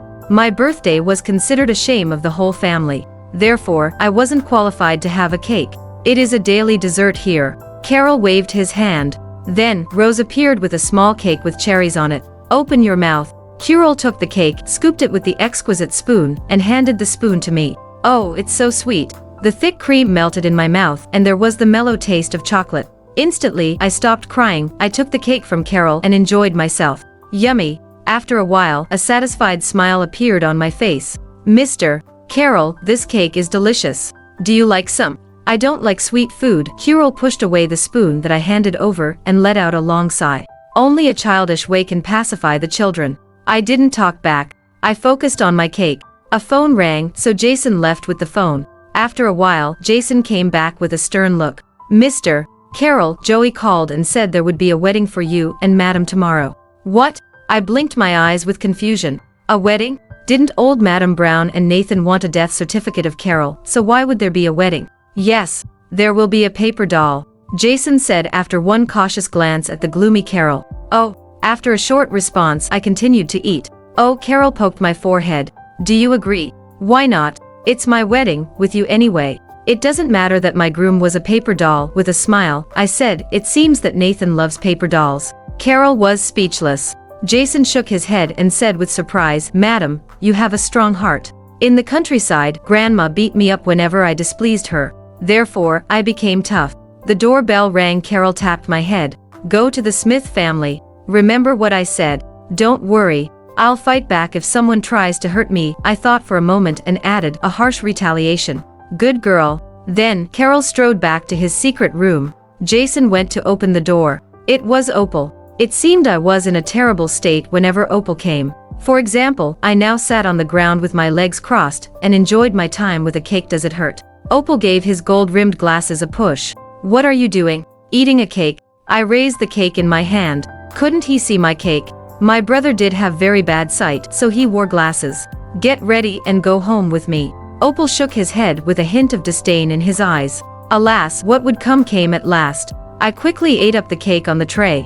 Then I took out a tissue and wiped my greasy mouth. After that, I stood up and patted my ass. Let's go. In this way. Yes. Did Opal want me to dress up? I was in the mourning for my husband. Okay. Opal led the way with his car key. Jason and I followed behind. Jason had prepared a lot of gifts for my visit to the Smith family. According to the size, Jason placed the gifts in the trunk of Opal in order. Then, he went to the passenger seat next to Opal. Opal said, Jason, Kelly is going home with me. There will be no danger, so she doesn't need bodyguards. Madam, Jason was in a dilemma. Carroll had told Jason to follow me to the Smith family. However, what Opal said made sense. It would be a disgrace to the Smith family if I went there with some bodyguards. Everything will be fine. Don't worry. I can go by myself. I shook the phone in hand, indicating that I would text him if anything bad happened. Okay. Jason got out of the car and watched us leave. Opal drove and I was on the back seat. You're aloof. Opal started the conversation. What do you mean? I looked at Opal in the rearview mirror and found that we shared similar eyes and eyebrows. He was my real brother. His dimples and eyeballs were the same as mine. "Al, do you play dump with me? You have been in the Brown family for only a few days but begin to parade your wealth. We underestimated you." Opal seemed to have some problems with me. He didn't like me from our first meeting. I curled my lips. "Why don't you like me? I had a father. Do you have a good impression of a person who married a dead man for money?" Without looking back, Opal looked me into my eyes through the rearview mirror. He didn't drive fast. I saw contempt in his eyes. It seemed I was a foul stray dog in his eyes. I felt humiliated for the first time after my arrival at Costley. A few months ago, Grandma found out that I was a Smith. Then, she locked me in the woodshed and sent word to the Smith family that they would have to make generous compensation if they wanted me back $1,000. I thought that Grandma was asking for the moon. However, to the Smith family, this figure meant a new bag or a family gathering. Opal had given me $30,000 as compensation for that broken necklace. Back then, he was as free and easy as if he was patronizing a beggar on the street. $1,000 wasn't a big deal to the Smith family. However, nobody went to my rescue with the ransom. I had been starved in the woodshed for 1 week. I was released at my last gasp. The reason was that the Smith family didn't want me back. Therefore, it was useless to lock me up. Grandma needed me to work and earn money to raise the family. 1 week later, the Smith family sent one man to bring $1,000 of cash, a lot of cigarettes, wine, and other gifts. They wanted me back all of a sudden. I thought I would have a home soon. Joey, the butler of the Brown family, came to pick me up, and his first speech was that I would marry the dead Carroll. No woman in this world wanted to marry the dead, and I was no exception. Did I have an option? No. Opal asked because I didn't respond to him. "Hey, do you fall silent out of shame? What a disgrace to the Smith family." "Opal, did you offer me an option? Isn't it a piece of cake for the Smith family and the Brown family to achieve their goal against my will?" With my smartphone, I had done a search about the Brown family and the Smith family online. Carroll played on the gray side of Costley, so the Brown family was powerful there. The Smith family had been top of the construction field since the management of my grandfather. Later, my father got married to Madonna, Mrs. Smith now, and started his jewelry business. Therefore, the background of the Smith family wasn't so decent. Could a country girl like me go against them? Opal knitted his brows slightly. After a long while, he said, "As a girl, your manners are terrible. We had better not meet again since you feel ashamed of me." I leaned on the car window helplessly and looked outside. The scenery in the city was beautiful. If Opal sent me back to Bamboo Pavilion now, I might be grateful to him. "That is your home," Opal warned. Home. Was the Smith family my home? I touched the ID card in my trouser pocket, on which the address was Carroll's villa. I knew more about the countryside than about the Smith family. Grandma said that a girl would become an outsider to her parents after the marriage. I am married to Mr. Carroll, so Mr. Carroll is, to be honest, I didn't like Opal. He kept criticizing and lecturing me during our meetings. He tried to make me think in the way he did. However, he didn't give a damn about my feelings. "Who is your grandma? You don't accept your own father, do you?" Opal laughed, and there was contempt in his laughter. "Opal, do you forget that my father is yours? It is Odette who doesn't know who her father is." I leaned on the backrest of the driver's seat and looked Opal in the eyes. Opal was fluttered and the car suddenly slowed down. Silence pervaded the car. Opal seemed to forget that I was his real sister and that Odette accidentally took my place because of a fire. I clearly saw sympathy in that pair of eyes behind the golden-rimmed glasses. The cheap one. Opal didn't talk to me anymore. I took out my smartphone and enjoyed the pleasure it brought me. Soon, the car arrived at a fancy neighborhood downtown. How ironic. I lived in the countryside and the Smith family lived downtown. "Why are you laughing?" Noticing my bright smile, Opal couldn't help but ask. I shrugged and followed him out of the car. "I laugh because I want to." Opal looked at me as he did a lunatic. Home. Had a father. I went into the villa. A woman in a black dress warmly greeted me. "Kelly, welcome home. Come in." She acted like a hostess. "This is Madonna."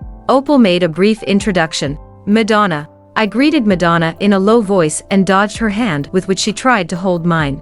This was the current wife of my father, and it was she who gave me a fake necklace as a gift. "Come out, Madden," Madonna said as she led me inside. "Kelly's back. Should I wait for her at the door?" A vigorous voice came from the dining room. It must belong to my biological father, Madden Smith. "Is Kelly here?" I knew this voice. It belonged to Odette. Odette came over with a sweet smile and took my hand as Madonna did.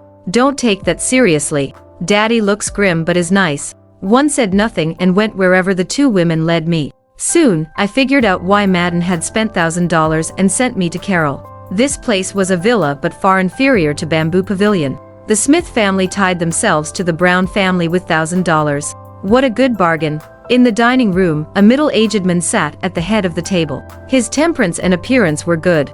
A man about the same age as Carroll sat on the left hand of Madden. This young man wore a decent black suit and looked cold. There was nothing but coldness in his eyes when he squinted at me. The old man was Madden Smith and this young man was my elder brother, Obdi Smith. What are you waiting for? Sit down. Madonna pushed me forward.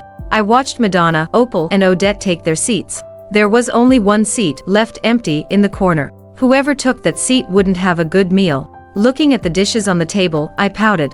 Then, I walked to that corner. The culprit after the mess caused by Nathan at noon. I was starved. That small cake couldn't fill up my stomach. I dined with the Smith family for the first time, but I had to sit in a corner where only the salad was within my reach. Alas, I began to miss Carroll. Kelly, how was your life in the Brown family over these past few days? I heard that you lived in that spacious and fancy villa alone. Speaking, Madonna sent a lobster to Odette. Odette had a sweet smile on her face. Sis, aren't you afraid when you guard the coffin? Why don't you move back here? Hearing this, Madden, who was taking a bowl of soup from the servant, instantly turned cold. Carroll hasn't been buried yet. Won't people laugh at me if she comes home? Odette put down her knife and fork and then pouted. Daddy, it's scary to guard a coffin. Look at my poor sister. We should take her home and let her have a good rest. Odette is right. Nobody but their family will care about the children. Let others laugh. We can't let Kelly guard that coffin for her whole life. Madonna chimed in with Odette. I would be fooled and feel grateful to Madonna and Odette if I didn't know that Odette was a hypocrite and that necklace from Madonna was fake. The soup was served and the servant stopped by Obdi now. Madonna, you don't know much about business. We'll talk about it after the funeral is over.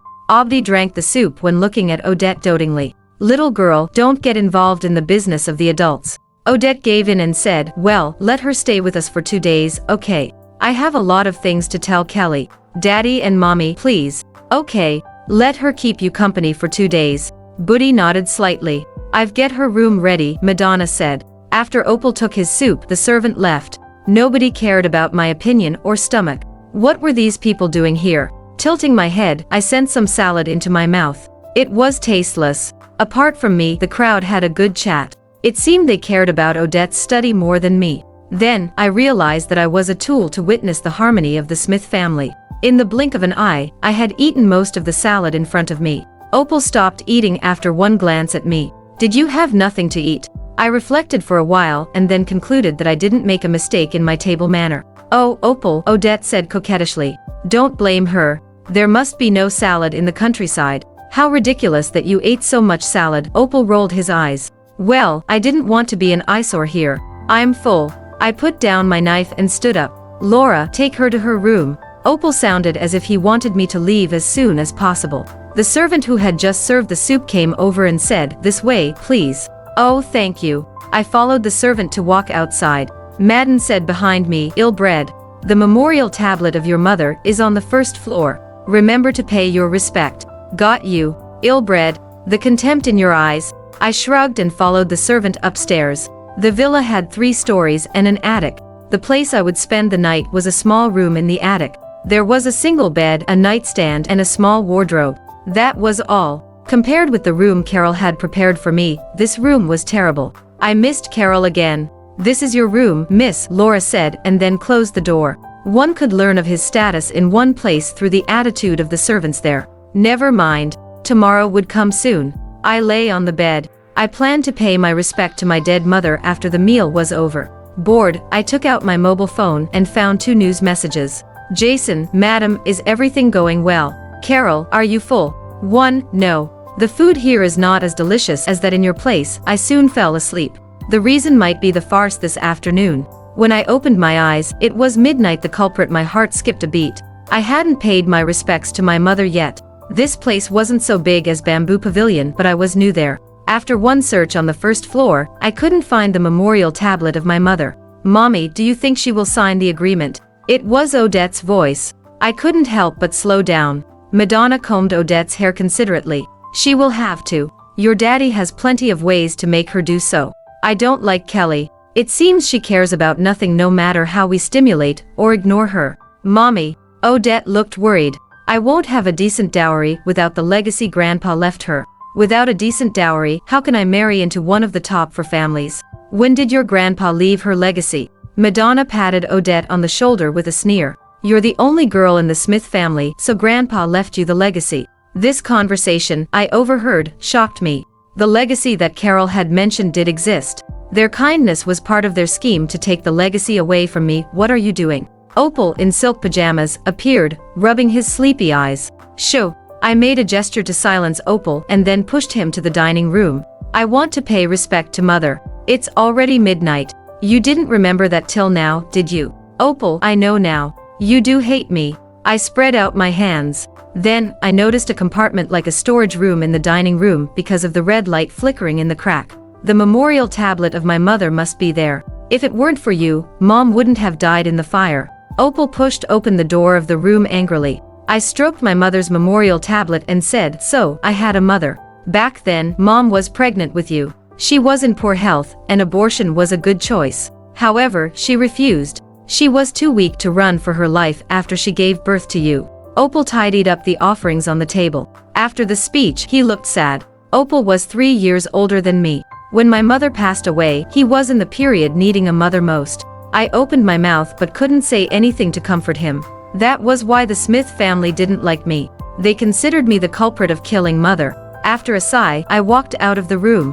Where are you going? Opal came after me. His warmth, I stopped and looked at Opal with confusion.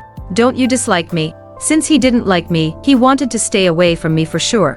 Therefore, why did he care about where I was going? I don't hate you. Never mind. I didn't want to argue with Opal now. Opal, I'm sleepy. My wedding with Mr. Carroll will be held tomorrow. Save your lecture next time, okay?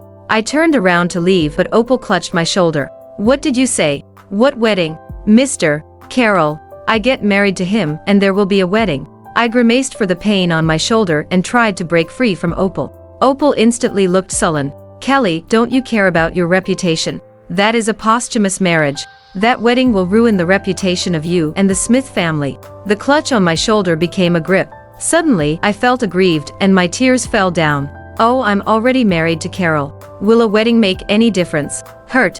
Let go of me. I won't come back to this place again. I can't eat my fill here. You guys want me to give up my inheritance and make me live in a small room. Moreover, you beat me. What inheritance? Taken aback, Opal loosened his grip on me. He pulled over a chair next to me and sat opposite me. He sounded anxious.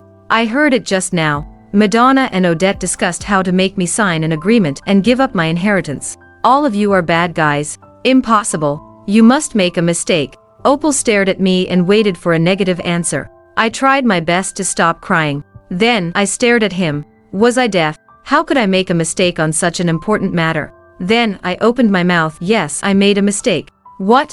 Opal was shocked again. I made a mistake. I raised my arm, wiped the tears away from the corners of my eyes, and sniffed. Can I go back to my room now? I could repeat what I had heard to Opal, but I didn't think that Opal would believe me. Therefore, why did I waste my time with him? Wait. Opal walked into the kitchen. With a long face, he brought out some desserts and fruits. There are always night snacks. If you're not full, go get them yourself. Oh, I took the desserts. They were delicious. Girls liked sweet things. Were the night snacks prepared for Odette? Like Carroll, men didn't like sweet and greasy food, I thought. I enjoyed myself but Opal frowned again. There was sarcasm in his tone. You love money and food, don't you? Well, if you starve every day, you will do the same as I said casually. I took a strawberry and put it in my mouth. It was sweet and delicious to soothe my anxiety. Do you starve? I stopped eating. It's common in the countryside that one can't have enough food. I will forgive your violence just now because you gave me something delicious. You don't have to apologize. Opal was at a loss about how to deal with me. Rubbing his temples, he said impatiently, do you always forgive those who hurt you and then give you good food? Am I that stupid in your eyes? I ate up the dessert, wiped my mouth, and took the empty plate back to the kitchen. Opal, we're even. Do you think you are smart? Opal didn't let me go back to my room. He stared at my face for a while and then asked, what's wrong with your face? 8 hours had passed since Opal picked me up from Bamboo Pavilion. However, he didn't notice my red and swollen face till now. Should I thank him for his concern? Nothing, I got a slap. One shrugged, thinking about how to get rid of Opal. I came from the countryside and Opal was a famous doctor. We are from different worlds, so our communication became difficult. Who is it? Opal asked. There was a moment when I saw sympathy in his eyes. Nathan, I answered truthfully. Then, the light in Opal's eyes became dim. Come home if you are unhappy there. Home. This place. I didn't have a bowl of soup. Opal, stop joking. I laughed and then rubbed my red and swollen face. My life in the Brown family is great. Kelly. My smartphone rang. There came a message. Carroll, come downstairs. I am here to pick you up, okay? I was right downstairs. That saved a lot of trouble. His war, bye. I'm going back to the Brown family. Before Opal came to his senses, I ran out of the villa and got in the limo parked at the gate of the Smith family. Hurry up. Leave here as soon as possible, I pleaded and patted Jason's backrest. Were they bad to you? Carroll rubbed my hair. I looked back and saw Carroll sitting there casually, but there was a sense of oppression that belonged to people in the high rank around him. The car left the Smith family behind. When Opal, who ran after me, disappeared from my vision, I let out a sigh of relief. Mr. Carroll. Without any reason, I wanted a hug, so I embraced Carroll. Carroll wore a silk shirt. His breathing was steady, and his heart was beating strongly. I felt his warmth penetrating the shirt and reaching my cheek. Oh, Mr. Carroll, your chest is so warm. I calmed down and enjoyed this sense of security with my eyes closed. My moves took Carroll by surprise. His arms hung in the air for more than 10 seconds before he placed them on my back. Something bad must have happened. Yes. I rubbed my head against Carroll's chest for more warmth. The Smith family had 5 members, but 3 of them, related to me by blood, considered me a jinx. The other 2 coveted my inheritance. To me, that place was a blood-sucking cave. It was more horrible than the countryside. Not that bad. Opal, at least, had brought me some desserts. He still had a conscience. Carroll hugged me tightly. The sad children want gifts. What do you want? What a good husband. I broke free from Carroll's arms and asked with doubts, may I? After one sleep in the attic, I had rubbed in Carroll's arms, so my hair became ruffled. Coincidentally, there was a red light, and a dusty stray dog ran past the car. After one glance at the dog, Carroll chuckled, it's quite similar to you. Then, he held my chin, took out a wooden comb from the storage cabinet in the back seat, and combed my hair bit by bit. There were pleasurable tingles wherever the comb passed. Therefore, I closed my eyes and enjoyed the service. Soon, my long hair became smooth and tidy again. Carroll put the long hair around my forehead behind my ears and scrutinized my face. You have a beautiful face. Why did you hide it? I grinned from ear to ear. Am I good looking, Mr. Carroll? Flush dolls, yes. Carroll let go of my chin, and his answer seemed casual. More beautiful than Una? I asked. Yes. This response was perfunctory. I didn't give up. Prettier than Odette? Yes. With a faint smile, Carroll was patient for my questions. I thought for a moment and then asked, well, more beautiful than your ex-girlfriends, those celebrities. Much more. You are the most beautiful animal I have ever seen. Really? I turned my head, looked at my reflection in the car window, and moved my face to enjoy my peerless beauty from all angles. The car drove past a shopping mall, and there were claw machines behind those French windows of it. A row of crimson machines stood there neatly, and there were all kinds of plush toys. Against the dreamy light, the place seemed like a fairyland to me. Never had I seen this wonder, so my eyes lit up. Like it. Carroll leaned over and pushed me to a corner in the back seat. The claw machines got all my attention, so I didn't notice the light in Carroll's eyes. Yes. Jason, clear out. It was dark in the car, so I couldn't see the expression on Carroll's face clearly. However, his cold voice was pleasant to the ear. Soon, the car turned around and stopped in the underground parking lot of the mall. Carroll got out of the car. Then, he grabbed my wrist and got into the VIP elevator. It seemed Carroll knew this place well. Have you been here? I asked curiously. This shopping mall is mine. Carroll took my hand and played with it seriously. There was no change in his expression. You eat a lot but don't put on weight. Well, you've raised me for only 2 days. How could one put on weight in 2 days? Moreover, I didn't eat my fill at the Smith's place today. That's true. I will have to go on. Carroll nodded and continued, I'll take you to catch a doll. Wait, do you mean that this shopping mall is yours? I asked this question when Carroll pulled me forward. Yes. I couldn't help but think that Mr. Carroll was superb rich. When the elevator door opened, there were no clients in the spacious play area. One staff member came over with a large box of silver coins. Jason stopped him and took the box from him. Leave it to me. Thanks. It's late. We will leave soon. Carroll sat on a sofa in the middle, put on a pair of white leather gloves, and played with his shiny black bangle. I stood in front of Carroll and looked around. Don't you want to play? Madam, I'll play with you, Jason volunteered before Carroll opened his mouth. Then, he whispered to me, Mr. Carroll doesn't like noisy places. I stuck out my tongue and said, I'll go by myself. This was the district about video games. Let alone me, my cousin hadn't been to such a place. There were so many games that I was at a loss. I wasn't interested in competitive games, so I took photos with my phone. My attention would be attracted by Carroll no matter where I went. Carroll sat there playing with his bangle. His eyes were fixed on the data on the big screen. Mr. Carroll is so good to you, madam. It's the first time I saw Mr. Carroll appear in such a place. Jason put the coins into the doll machine for me. One carefully moved the stick and responded carelessly, he must have been to a place like this when he was a child. No, Jason said firmly, I grew up with Mr. Carroll and have never seen him play games. Geniuses are different from us. Speaking, Jason was lost in his old memory. It seemed Carroll was interested in nothing but books. Indeed, geniuses are different from us. Bang! A pink rabbit fell down. I happily held the rabbit above my head and shouted to Carroll, Mr. Carroll, Mr. Carroll, look, look, look. The rabbit. I see. Carroll sounded as indifferent as usual, but there was a smile in his eyes and a faint smile on his face. As expected, madam, you are special to Mr. Carroll. Looking at me with surprise, Jason took the rabbit from my hand. Then, he led me to another claw machine. 1 hour had passed. I yawned. It was past 2 o'clock in the morning and I was exhausted. With my head down, I walked to Carroll. Only then did I find that the large sofa, where Carroll was sitting, was full of the dolls I won. The noble and reserved king sat among a pile of flush dolls. What a sharp contrast. Smiling awkwardly, I took a large caterpillar doll. Then, I sat beside Carroll like a kitten. I am so sleepy. Children are troublesome. Then, Carroll carried me in his arms. Well, not bad. I didn't need to walk. I meekly leaned my head against Carroll's chest and said, Mr. Carroll, you're a good man, the most handsome one. Did you eat honey? Carroll tittered. Sleep and don't talk. Okay. I shut up sensibly. I didn't know how I got in the car and back to my bedroom. When I opened my eyes, it was close to noon the next day. Madam, are you awake? Rose stood by my bed with a bright smile. Go downstairs. Mr. Carroll has a gift for you. What gift? I rubbed my sleepy eyes and found all over my bed plush toys, more than I had one yesterday. Oh, you'll know when you get there. Rose pulled me up from the bed and pushed me into the bathroom. Hurry up, hurry up. Okay. I was still in a daze, so I washed up mechanically. Then, I followed Rose downstairs. The morning hall looked blissful. There was a wedding dress on the hanger next to the coffin. I perked up instantly. Is this the gift from Mr. Carroll?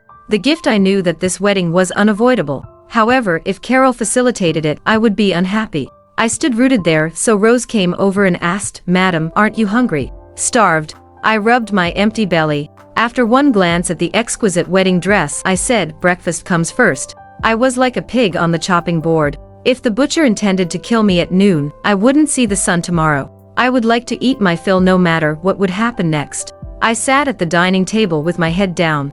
The smartphone in my hand couldn't cheer me up. My imagination about my wedding with a paper doll ran wild. Would old Madam Brown tie me up, lock me in the coffin, and bury me alive after the wedding? I had seen this plot on TV. Rose brought me a bowl of seafood porridge.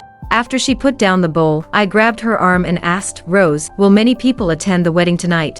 Yes, quite a lot. It is said that old Madam Brown has invited several hundred people over. I lost my appetite. With so many people around, Carroll couldn't make a farce like last time if old Madam Brown wanted to bury me alive. Moreover, it was he who prepared the wedding dress for me. I couldn't hold back my tears at the thought that I would die young. Where is Mr. Carroll? Is he in the secret room? No. I need a good chat with Mr. Carroll. Can't I die after my 20th birthday? Rose looked at me in shock. There are many people here today, so Mr. Carroll has left. So, I will be buried alive for sure. I cried heartbrokenly. I hadn't seen the world yet. I didn't want to die yet. I just applied for an account and hadn't played with my iPad yet. I didn't want to die. Mr. Carroll bought me so many beautiful dresses. I didn't want to die yet. I had $30,000. Rose burst into laughter. She took out a tissue and wiped my tears. Madam, what are you talking about? Why will you be buried alive? Isn't that what Mr. Carroll wants? Look, he prepared the wedding dress for me. I tried my best to lower my voice and pointed in the direction of the hall. Many strangers were working in the hall. There were balloons and colored lamps. The dress came from old Madam Brown. Besides, many people are here tonight, so it will be difficult for her to do something bad. Jason said old Madam Brown tried to embarrass you because you had humiliated her twice. It is known to all that this is an old practice of marriage, and you married into the Brown family for the sake of the old friendship. If something bad happens to you, the reputation of old Madam Brown will be ruined. Therefore, don't worry. Be cooperative. Your life won't be so difficult if old Madam Brown cools down after this wedding. Hearing Rose, I stopped crying. Did Jason say that? Yes. Rose handed me a carved spoon and said, don't worry. I heaved a sigh of relief. Then, I had a good appetite. What Jason said came from Carroll. I believed in Carroll. Well, the seafood porridge tasted so good. Something came to me, so I put down the spoon. The wedding dress isn't the gift from Mr. Carroll, so what is it? Mr. Carroll said that I could tell you after you had breakfast. Rose pulled a long face to imitate Carroll. Her expression was like that of Carroll, but Rose didn't have that oppressive vibe. Therefore, Rose looked funny. I ate fast. After a while, my stomach was full. Rose cleaned up the table. Then, she took out an iPad and placed it in my hand. I flipped through the pictures on my iPad. Those pictures were about the shopping mall similar to the one I had been last night. Ding. Carroll, choose one. About what? Carroll, only a gift can cheer up the sad child. This is my gift for you. I shifted my gaze between the message and the pictures on my iPad. With wide open eyes, I asked, does Mr. Carroll want to gift me to a shopping mall? Well, to be exact, it is an amusement park. Rose wasn't so surprised as I was. She moved closer to me and elaborated on the pros and cons of every shopping mall. My mind went blank for this generosity from Carroll. I sent a message to Carroll. Mr. Carroll, you're so rich. 10 minutes had passed, but I didn't get a response from Carroll. I put my phone away and looked up at the antique crystal chandelier above my head. Oh, what a lovely life the rich led. The gift Carroll gifted me a shopping mall casually. No wonder female celebrities long to marry the rich. Madam, have you made your choice? Rose, who diligently did the introduction, asked, which one do you prefer? I smiled awkwardly. May I confess that I didn't hear you? One in astonishment could hear or see nothing sometimes. Rose pouted and said through her gritted teeth, of course. Why don't we forget the gift for a while? Can't I make the decision after the wedding? I moved my chair so I could see what happened in the hall. People bustled in the hall, and there was some decoration on that black coffin. There were colorful balloons and flowers on the wall, doors, and windows. How humorous the sharp contrast between the blissful decoration and the black coffin in the middle was. I watched the scene with interest, but Rose seemed a bit melancholy. Each farce from old Madam Brown would double the workload for the servants in Bamboo Pavilion. I thought the servants would have to stay up late tonight since so many people attended the wedding. I looked at Rose with sympathy and tried to comfort her. I'll help you do the cleaning. I'm good at it. Scared, Rose took a few steps back. No, madam. It is tiring. If you work, I'm afraid we'll get fired. Come on. I just want to help. Miss Odette is so kind. I had heard this voice a few times and was familiar with it. However, I hated this voice from the bottom of my heart. With a sneer, Nathan came over. He pulled out a chair next to me and sat down. After that slap, I dreaded Nathan.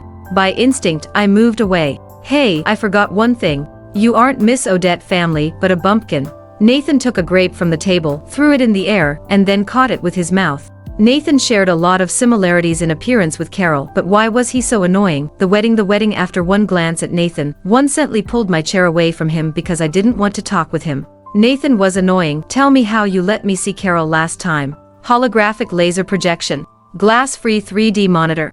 Nathan, don't forget that I am a bumpkin, not Miss Odette. I don't know the high-techs you mentioned. I picked up a tray of fruits and moved close to Nathan. Eat on if you like them. They are the offerings for your brother. What? You're going to marry a dead man, aren't you scared? Nathan grabbed another handful of grapes and looked at me with interest. Of course. I felt scared. I had cried just now. However, I had Carroll's promise. I shook my head. No. After the wedding, I will become your sister-in-law legally. Hearing this, Nathan flared up. He raised his hand to slap me. How dare you? To be honest, I am looking forward to the wedding. Scared, I hid behind the door. Rose protected me with her body. I craned my head and said, "Do you want to slap me again? Aren't you afraid that Mr. Carroll will find you? Don't run away if you have the guts. Get lost, you fatty girl. If you insist, I will slap you too." Speaking, Nathan pulled Rose away. Why didn't I run away? I wasn't a fool when I wanted to call the bodyguards for help. The familiar voice caused by the walking stick sounded again. "Oh, we have enemies on both sides.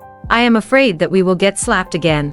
I whispered to Rose. Old Madame Exown was Carol's grandmother anyway. Therefore, I didn't dare to fight back if she slapped me. "Madam, why don't we run away now?" Rose's arms, which were spread out to protect me, shivered. Rose began to work in Bamboo Pavilion right after her graduation from college. She was a rookie and didn't know what to do in such a situation. The dead, the posthumous marriage, and the farces. Rose had witnessed and experienced what I suffered. Tough luck. "What are you doing here? Why haven't you dressed up yet? How unruly." Old Madame Brown shot one glance at Nathan. "Nathan, there will be many guests tonight. She shouldn't appear in public with a red and swollen face. There will be no slaps." I comforted Rose. "Grandma, that girl seems timid but is sly. She is sharp-tongued too. She isn't a fool as we thought." Nathan walked over and helped old Madame Brown. They looked at me at the same time. Their gaze was as sharp as the blade of a knife. I had no place to hide myself. "I don't care what she is. She will die with Carroll. What are you waiting for? Go to dress up. Then, see you around." I forced a smile and then left the dining room with Rose. The stylists had waited upstairs for a long time. I sat there like a puppet and let the stylists do whatever she wanted on me. I heard the stories about old Madame Brown from the stylists. Old Madame Brown was the youngest daughter in her family. Her parents had given birth to 7 daughters and abused old Madame Brown. Kendra pulled through and married Archer Brown, the grandfather of Carroll. Then, Kendra gave birth to 3 sons, and Carroll was the son of her eldest son. Nathan's father was Kendra's second son. There was a man called Eldwin Brown, Kendra's grandson, and his father was Kendra's youngest son. Unfortunately, Kendra's 3 sons died young. Therefore, there were 3 grandsons and 3 daughters-in-law left. People teased that the Brown family was full of widows. When Carroll was 15 years old, he inherited most shares of the Brown Group and became the leader of the company. Then, everything changed. The Brown Group was now influential and costly because its business ranged widely. Because of Carroll, people didn't dare to laugh at the Brown family anymore. "Madam, what are you thinking about?" Rose came in with tea. Looking at me, who was in a daze, in the mirror, Rose was so shocked that she stammered, "My God, madam, you are so beautiful." It was the first time that I had such a compliment, so blushes appeared on my cheeks. The stylist did a hairstyle for me, so my face was exposed without hair around. The makeup artist looked me in the mirror and said, "Yes, you can be a celebrity." I scrutinized myself in the mirror. There were a pair of watery eyes on the small face, and they became crescent moons when I smiled. Moreover, I had 2 deep dimples. This was a sweet face. Once my family reproached me because of this face. As a result, I became self-abased. I even concluded that it was a sin to be good-looking. I didn't accept my face till I arrived at the Bamboo Pavilion. The wedding, well, madam, don't hide your face in the future. Such a beautiful face is pleasant to the eyes. Rose came over and took a photo with me. After a bang, the door of my bedroom was kicked open. Then there came a tease. "Really? Is it so beautiful?" Through the mirror, I looked at the door. A man in a white suit was standing there casually, with mint green dental floss in his mouth. "This is madam's bedroom. Please leave." Rose opened her arms and stood in front of me. The man pursed his lips, spat out the dental floss, and said after a snort, "Get out of my way." "I won't." Before Rose finished her speech, the stranger pushed her aside. When the man approached me, I picked up the hairpin on the desk and asked, "Who are you? What are you doing here?" "Me?" The man pointed at his nose. His hands were so thin that I could see his blood vessels on them. "I'm your husband's buddy, Peter." There wasn't a bit of affection for Carroll in his tone. I leaned against the dressing table and clutched my hairpin behind my back. "Well, thank you for coming to our wedding." There were thick dark circles under Peter's eyes. With fine facial features, Peter looked ill with a face as white as a sheet. He looked like he had just crawled out of a coffin. "No, don't thank me." Then, Peter pulled out a silver army revolver. The cold muzzle was against my forehead. Only then did I find that Peter did not come alone, because there were about 5 burly men in uniform at the door of my bedroom. The kidnapping, my palms were full of cold sweat, my shoulders shivered with fear, and my breathing became rapid. It was a gun. Peter approached me. On the way, he pulled out a cotton pad from the dressing table and wiped his pistol playfully. He looked at me defiantly, and the corners of his mouth curled into an evil smile. I thought the Smith family would send a monster here. What a surprise that you are beautiful. You. There was no room for me to retreat. I stammered and tears welled up in my eyes. Look, this frightened look is so lovely. Peter laughed loudly. He narrowed his eyes and scrutinized his prey. In a panic, I swallowed my saliva and tried my best to hold back my tears. Aren't you afraid that Mr. Carroll will go to you at night if you hurt his wife? Ha ha ha ha. Peter laughed insolently and stopped abruptly. He pointed the cold muzzle at my forehead. Do you think I'm afraid of ghosts? I had lived for nearly 20 years. It was the first time that there was a gun against my head. I said with fear, no, it's only a kind reminder. Ha, you are a coward. Peter moved the gun away and suddenly hit the artery on my neck. Oh, it hurts. After a sharp pain, I fell down in a daze. The thin man carried me on his shoulder. My head was downward and my blood was in reverse flow. Therefore, I became defenseless. I was conscious but couldn't move or speak. I tried my best to open my eyes to a slit. Peter carried me, followed by 2 rows of bodyguards. The group walked into the mourning hall insolently.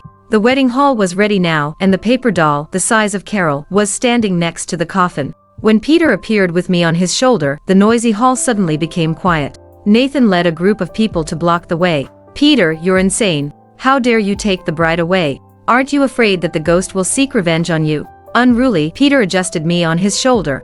My lower abdomen was against his shoulder blade, so I groaned in pain. Well, who is the clown here? Peter said sarcastically, Nathan, I'm not afraid of humans, so can the ghost scare me? If you know what's good for you, get out of my way. Otherwise, I'll send you to meet Carroll tonight. Then, Peter kicked the coffin beside him hard. Nathan gritted his teeth and clenched his fists angrily. You madman. When Nathan intended to dash forward to get me back, Joey, who stood beside Nathan, stopped him. Joey pulled Nathan behind him and said, Go ahead if you, Peter, want to invite the bride to your place. However, remember that people are watching you. Please bring the bride back intact. He sounded polite, there wasn't respect in his tone. His aura was more imposing than that of Nathan. Peter snorted. Do you try to threaten me? It depends on my mood whether I send her back her. Then, Peter carried me and left. I was stuffed into the car. I had a clear mind but couldn't move as before. Oh my, why did you bring the bride back? The old man sitting in the passenger seat didn't know whether to laugh or cry. She is the cup of my tea, so I carried her back. It sounded like I was the vegetable in the garden, and Peter picked me up as he pleased. The old man kept a smile on his face. This is a posthumous marriage. In the past, people considered the bribe in this case a jinx. However, you carried her home. Oh, this old man spoke my mind. His attitude was weird too. He seemed to enjoy the farce rather than scolding Peter. Edith, it doesn't matter that she is a jinx. I am tough. Peter looked at me. Scared, I quickly closed my eyes. So, do you see what's in the coffin? Edith took off his glasses and exhaled a breath. Peter shook his head. The bride got all my attention. Edith said, You always have your way. I took a deep breath. It seemed these 2 men came to check if Carroll was dead. Fortunately, Peter didn't open the coffin. Otherwise, the story would another twist. Carroll, how many people did you mess with before your death? All these people were celebrating your death. Oh no. Carroll was still alive. I wore a pair of jeans underneath the wedding dress, and my phone was in my jeans pocket. However, I couldn't move now, so I couldn't ask for help. The car stopped in front of a villa. After one glance, I found this villa was not inferior to Bamboo Pavilion in size. However, the 2 villas were of different styles. Bamboo Pavilion was of minimalism. The kidnapping Peter's place was of the European style, fancy and colorful bang. There was a dull thud. I was thrown onto a big bed. With wide open eyes, I saw Peter take a silver needle and stab it in the middle of my philtrum. Was Peter a pervert? I thought of the crazy killers, and they, based on the news, loved to kill their victims after torture. 1, 2, 3. Peter counted to 3 and then took the needle away. I could move now. I shook my head tentatively. As expected, I could move again. Run, I wanted to run away. I got up from the bed and ran desperately to the door. Peter sat cross-legged on the lounge chair and coldly watched me run to the door. With a smile, he said, It's locked. The brown door was locked and I couldn't open it. My phone. I lifted the hem of my heavy wedding dress and took out my mobile phone from the pocket of my jeans to call Jason, trembling. No signal. Peter changed into a comfortable position and leaned on the chair. I am not so stupid to allow you to call for help. Be good and take a shower. You may live if you please me. I felt hopeless. Against the door, I slumped to the ground and cried out. Tough luck. All the people I met are bad guys. Tell me, who are they? Interested, Peter pulled me up from the ground. Let go. I didn't want to talk to a pervert. I struggled desperately. Peter suddenly let go of me, so I fell backward because of inertia. The pervert, I held my breath for the sharp pain, and my tears rolled down my face. Peter walked to me with a sinister smile and squatted in front of me. Do you want to continue your struggle? Mister, Carroll is dead. Do you want to keep your virgin for him? He lifted my chin with one hand. Given this beautiful face, it will be a waste for you to become a widow. Well, let go. I turned my head and pushed Peter away. Peter stumbled for the push. I tried to escape in a panic, but the smile on Peter's face became bright. Run, run on. You will excite me in this way. This sounded like the lines in the soap dramas. I became excited for your struggle. I felt despaired. Peter must be the legendary killer. He would rape his victim and then kill her. I cried while looking for a way out. Peter followed me behind, enjoying this game. Was the window locked too? I shook the handle of the window and my hope was shattered. Wasn't Peter afraid that a fire would happen? I had no way out and so did him. Suddenly, I felt something on my arm, so I stopped by the window. Thinking that I had given in, Peter came over and cornered me by the wall. Well, do you figure out what is good for you? Speaking, Peter caressed my fair and tender cheeks. Reputation is worthless nowadays. You should sell yourself for a good price. Peter, tears welled up in my eyes. Please be gentle. I don't like pain. I looked pitiful, but Peter felt excited. Don't worry. If you are good, I promise to be gentle. Peter tried to take off my wedding dress. It's the first time I make love with a woman in a wedding dress. I clutched the hairpin in my hand. When Peter unzippered my dress, I raised my hand and stabbed him in the chest. Ah! Peter screamed for the pain and let go of me. Gritting his teeth, Peter pulled out the hairpin that was in his chest. Blood gushed out from the wound. Do you know who I am? Peter covered his chest and rushed to me like crazy. Don't you know what is awaiting you? Oh no, my plan failed. I saw that the mark of the blood on the hairpin, which Peter had thrown to the ground, was about 1 centimeter. The wound was shallow, so I knew that Peter wasn't badly wounded. I took off my high heels and smashed the window. After a dozen times of smashes, I found that the glass was intact. Peter was right behind my back now. He held my waist and dragged me to the bed like crazy. I was petite and no match for Peter. Therefore, I was thrown onto the bed after a few struggles. Help! I cried. I couldn't get rid of an irritated grown-up man. Soon, my wedding dress was torn to shreds and roll of the t-shirt beneath the wedding dress was torn. Peter was stunned by my fair skin. I'll finish the wedding for Carroll. Bang! There was a loud bang at the door. At the sight of the comber, I cried so hard that I couldn't catch my breath. Mr. Carroll. Carroll stood at the door, handed his bangle to Jason, and then unbuttoned his cuffs. Carroll looked furious. Everyone in the room felt oppressed. Peter let go of me. I knew that you wouldn't die so easily. I can kill you. Carroll strode over, raised his long leg, and kicked Peter to the ground. Peter held his belly with his hands, and his expression was ferocious. Just a gal. Do you have to do so? Why do you want to kill me?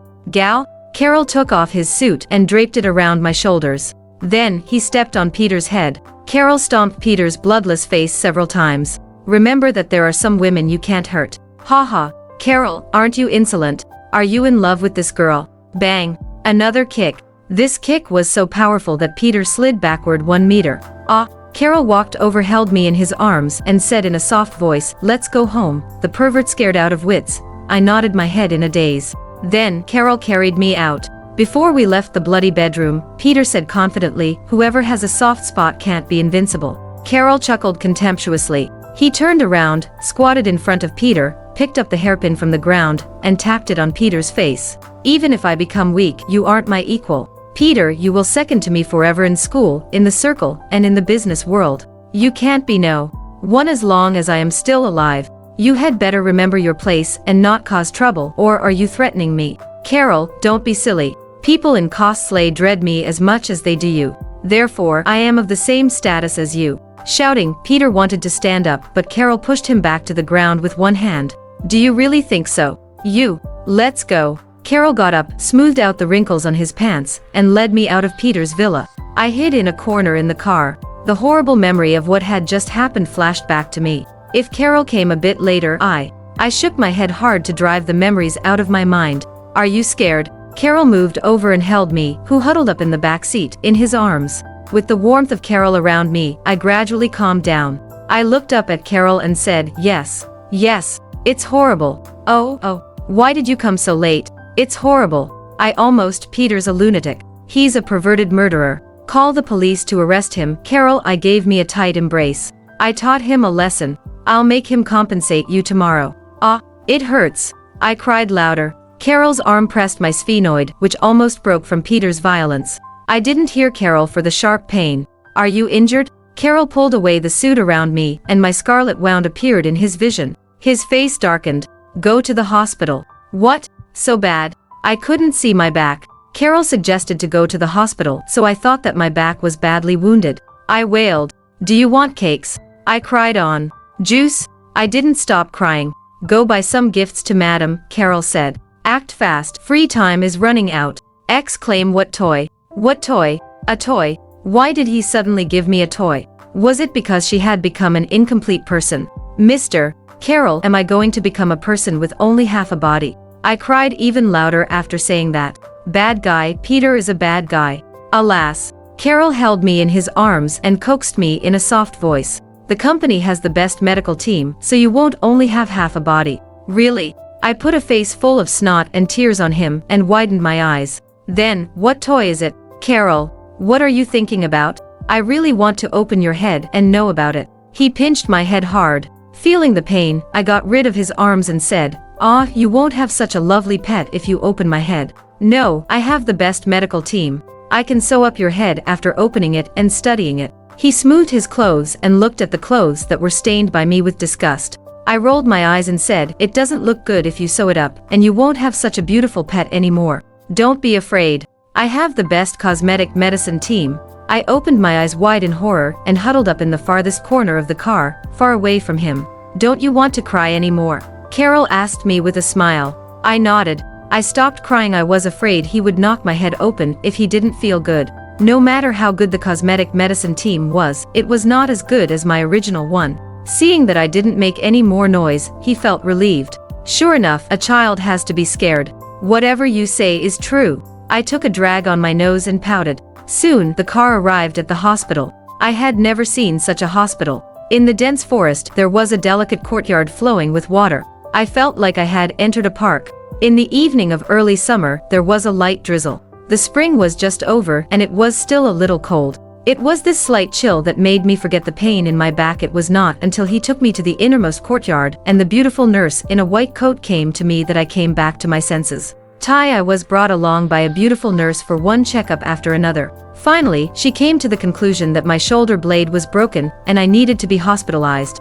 Bone fracture. Looking at the tiny cracks in the X-ray, I felt a lump in my nose. Do I need to be in a cast? The little nurse smiled and said, Miss Kelly, you don't have to. You just need to stay in the hospital for a few days. Oh, I didn't hate to stay in the hospital. In this way, I didn't have to go to the morning hall to kneel. How free it was. I went back to the ward, changed into my hospital gown, and sat on the bed in a daze. If I couldn't lie flat or lie on my side, could I only lie on my stomach? Are you thinking about your life here? At this moment, Carroll had already changed into a clean set of clothes. The 2 buttons on his white shirt were open, and the outline of his chest muscles was faintly discernible. Although he leaned on the doorframe casually, the scene was like a beautiful painting. I swallowed hard at the sight of such a handsome face. Did you hurt your throat? Can't you speak? Carroll walked in and sat beside me. He was holding an exquisite wooden box in his hand. There were 2 big, golden words on the box, Chook Restaurant. This time, I drooled even more. Last time I had dinner with Yuna and the others in Chook Restaurant. The special fruit juice there tasted so good. The goose liver was also delicious, soft, and salty. There was also caviar. TSK, the juice filled my mouth every time I took a bite. Well, Mr. Carroll. I narrowed my eyes and smiled flatteringly. Do you give it to me? Yes. Owen is responsible for your food in the hospital, Carroll said as he placed the lunch box on a small table. There was a glass bottle filled with juice and goose liver, as well as a variety of different colored desserts. Haha, I knew you wouldn't be willing to knock my head open. Seeing the delicious food in front of me, I raised my hand and wanted to grab the fork on the table. To my surprise, when I raised my arm, the heart-wrenching pain made me break out in a cold sweat. With tears in my eyes, I said angrily, oh, it hurts. I can't eat it. Will I starve you to death? Carroll untied his sleeves, cut the food into small pieces, picked up a piece, and fed me. Open your mouth. Yes. When the goose liver came into my mouth, my eyes were smiling like a crescent moon. It's delicious. Carroll picked up another piece of beef. Didn't your family teach you how to eat without saying a word? I put the beef into my mouth and replied, no, when I was in the countryside, my grandma and aunt didn't allow me to sit at the table. I always squatted in the woodshed to eat with a small stool. As I spoke, a mouthful of soup was delivered to my mouth. What toy? Gulp. No one used to eat with me before. I talked to the yellow dog in the yard. Would the yellow dog reply to you? Another steak. As I chewed, I pondered. It barked. Is it a kind of reply? Carroll could not help but laugh. Well, you're right. But it's better now. You eat with me and talk with me. You're a person and better than the yellow dog. Carroll stopped what he was doing. Then, he cut a large piece of goose liver and stuffed it into my mouth. It's better to raise the yellow dog than you. The yellow dog will wag its tail at me. I don't have a tail, do I? He stuffed food into my mouth and I was a little tongue-tied. He was fine just now, but why did he suddenly become so violent? I didn't understand. I looked at Jason at the door and wanted to find an answer. Jason smiled awkwardly and said, Madam, how can you compare Mr. Carroll to the yellow dog? I didn't. I was suddenly enlightened. I swallowed the food in my mouth and choked for a long time before I could catch my breath. I was wrong, Mr. Carroll. Carroll picked up the juice and asked me with a cold face, what did you do wrong? I shouldn't compare you with the yellow dog. You are much better than the yellow dog. I blinked my eyes and my attitude was sincere. But there was something wrong with what I said. Drink. Carroll shook his head helplessly and stuffed the straw into my mouth.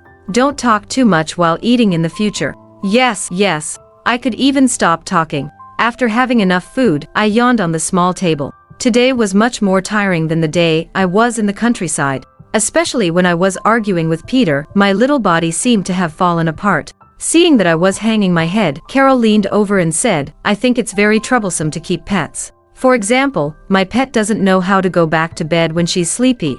Jason, what's the dog with the lowest IQ? Jason thought for a moment and asked Bassett. Raise one. Let's see which one of them is stupider, Carroll said as he placed the bracelet in his hand on the bedside table. He then carried me onto the bed. The bed in the ward was not big, but fortunately, I was relatively thin. When I saw Carroll lying down beside me, I was so scared that I shrank into the corner of the bed. Mr. Carroll, are you sleeping here too? Carroll unbuttoned 2 more buttons. Today is our wedding night. Don't you want to sleep with me? My duty at this time. Jason had packed up the lunchbox and left. The door was also tightly closed. Sleep together. One grabbed roll of my hospital gown in panic.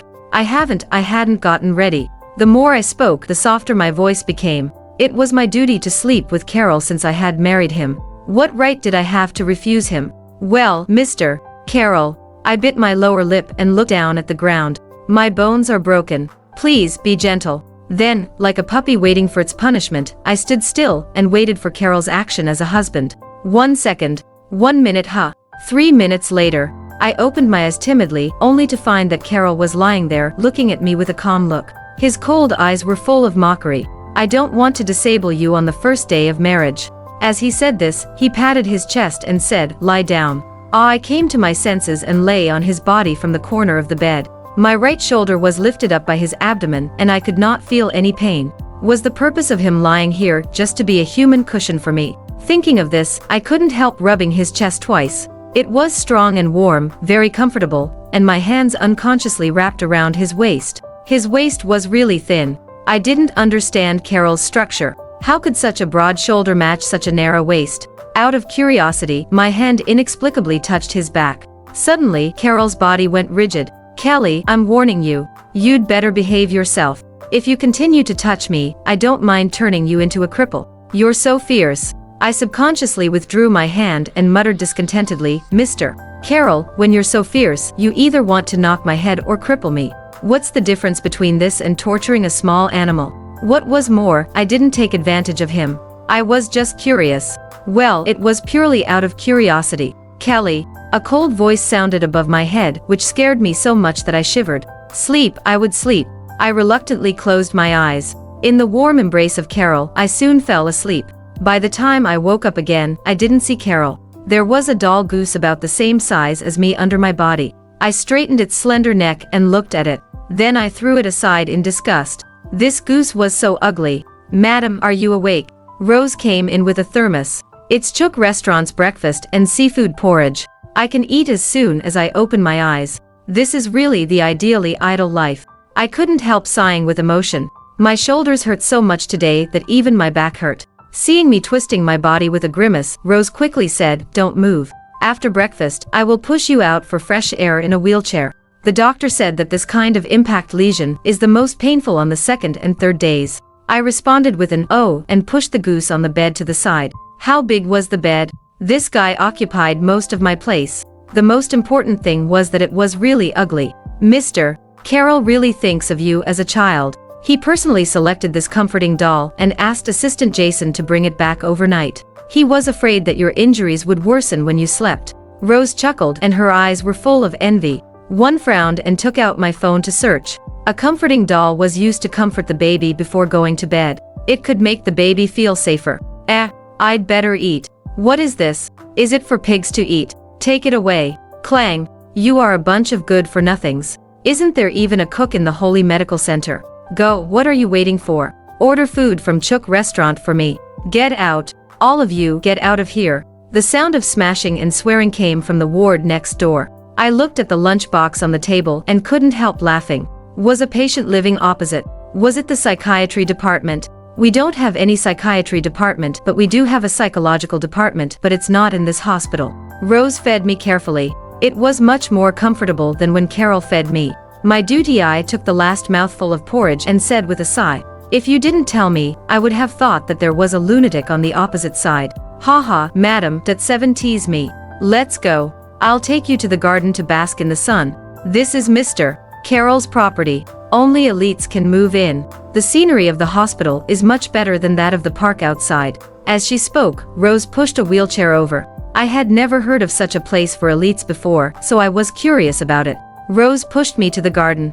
I was so shocked that my jaw almost dropped. This is a peacock. 3 white peacocks held their heads high on the lawn. From time to time, they lowered their heads and combed the feathers on their bodies, looking extremely elegant. There were peacocks in the hospital. Rich people really knew how to enjoy their lives. I strolled around the garden. When the sun rose, Rose was ready to push me back. When I passed by the consultation desk, I found the price list on it. VIP ward cost $1 a day. SVIP ward cost $1 a day. The price, it was like a robbery. I endured the pain in my back and turned to ask Rose, "Which ward do we live in?" "You live in the private ward of Mr. Carroll. If you just have money, you can't book it," Rose said in a voice that only the two of us could hear. "The big shots in Costley lived in your courtyard. They want to keep it a secret, so it's not measured with money." It suddenly occurred to me that the ward I lived in was located in a quadrangle dwelling. There were only 4 wards in a yard. Rich people really live a tired life. Even if they are sick, they don't dare to let others know. I stuck out my tongue. In Phoenix Village, if anyone was ill, he wished everyone to know it because he wanted more cans. Bang! As I was talking to Rose, a lunchbox hit my foot and the soup inside burst all over my body. This person is annoying. I stood up from the wheelchair and stretched my neck to look into the room. "Madam, wait for me. I'll get a rag and wipe the wheelchair." With that, Rose ran to my ward. Chook restaurant, Chook restaurant. Don't you understand what I said? Is this for pigs?" The man covered his chest and shouted hysterically at the person standing at the head of the bed. His pale skin, thick dark circles and skinny arms. Peter, enemies were likely to meet each other. I couldn't believe I saw that perverted killer. I took a deep breath and wanted to run back to my own house as soon as possible. "What are you running for? I can't eat you." Peter came out of the ward. His strange voice made me tremble with fear. "Why don't you run away?" Peter covered his abdomen and walked with some difficulty. His pale face was still covered with bruises left by Carroll yesterday. I walked to the door of my own ward in small steps and said in a trembling voice, Don't come over. I will call the police. Quickly, call the police. I can tell them about the bad deeds of Carroll when the police arrive." Like your face. As soon as I thought of the scene of Carroll beating him yesterday, my hand, which was taking out my phone, stopped. Wasn't self-defense considered as an intentional injury? When I was not sure, I really didn't dare to act rashly. Seeing me leaning against the wall in fear, Peter came over and said, "You are scared by my few words. You're like a mouse. Why does Carroll like you?" He began to look at my face again. "Oh, I like your face. I didn't expect Carroll to like a good-looking woman. I felt uncomfortable being stared at by him, so I took a small step and wanted to escape. No, Kelly, why do you always run away when you see me?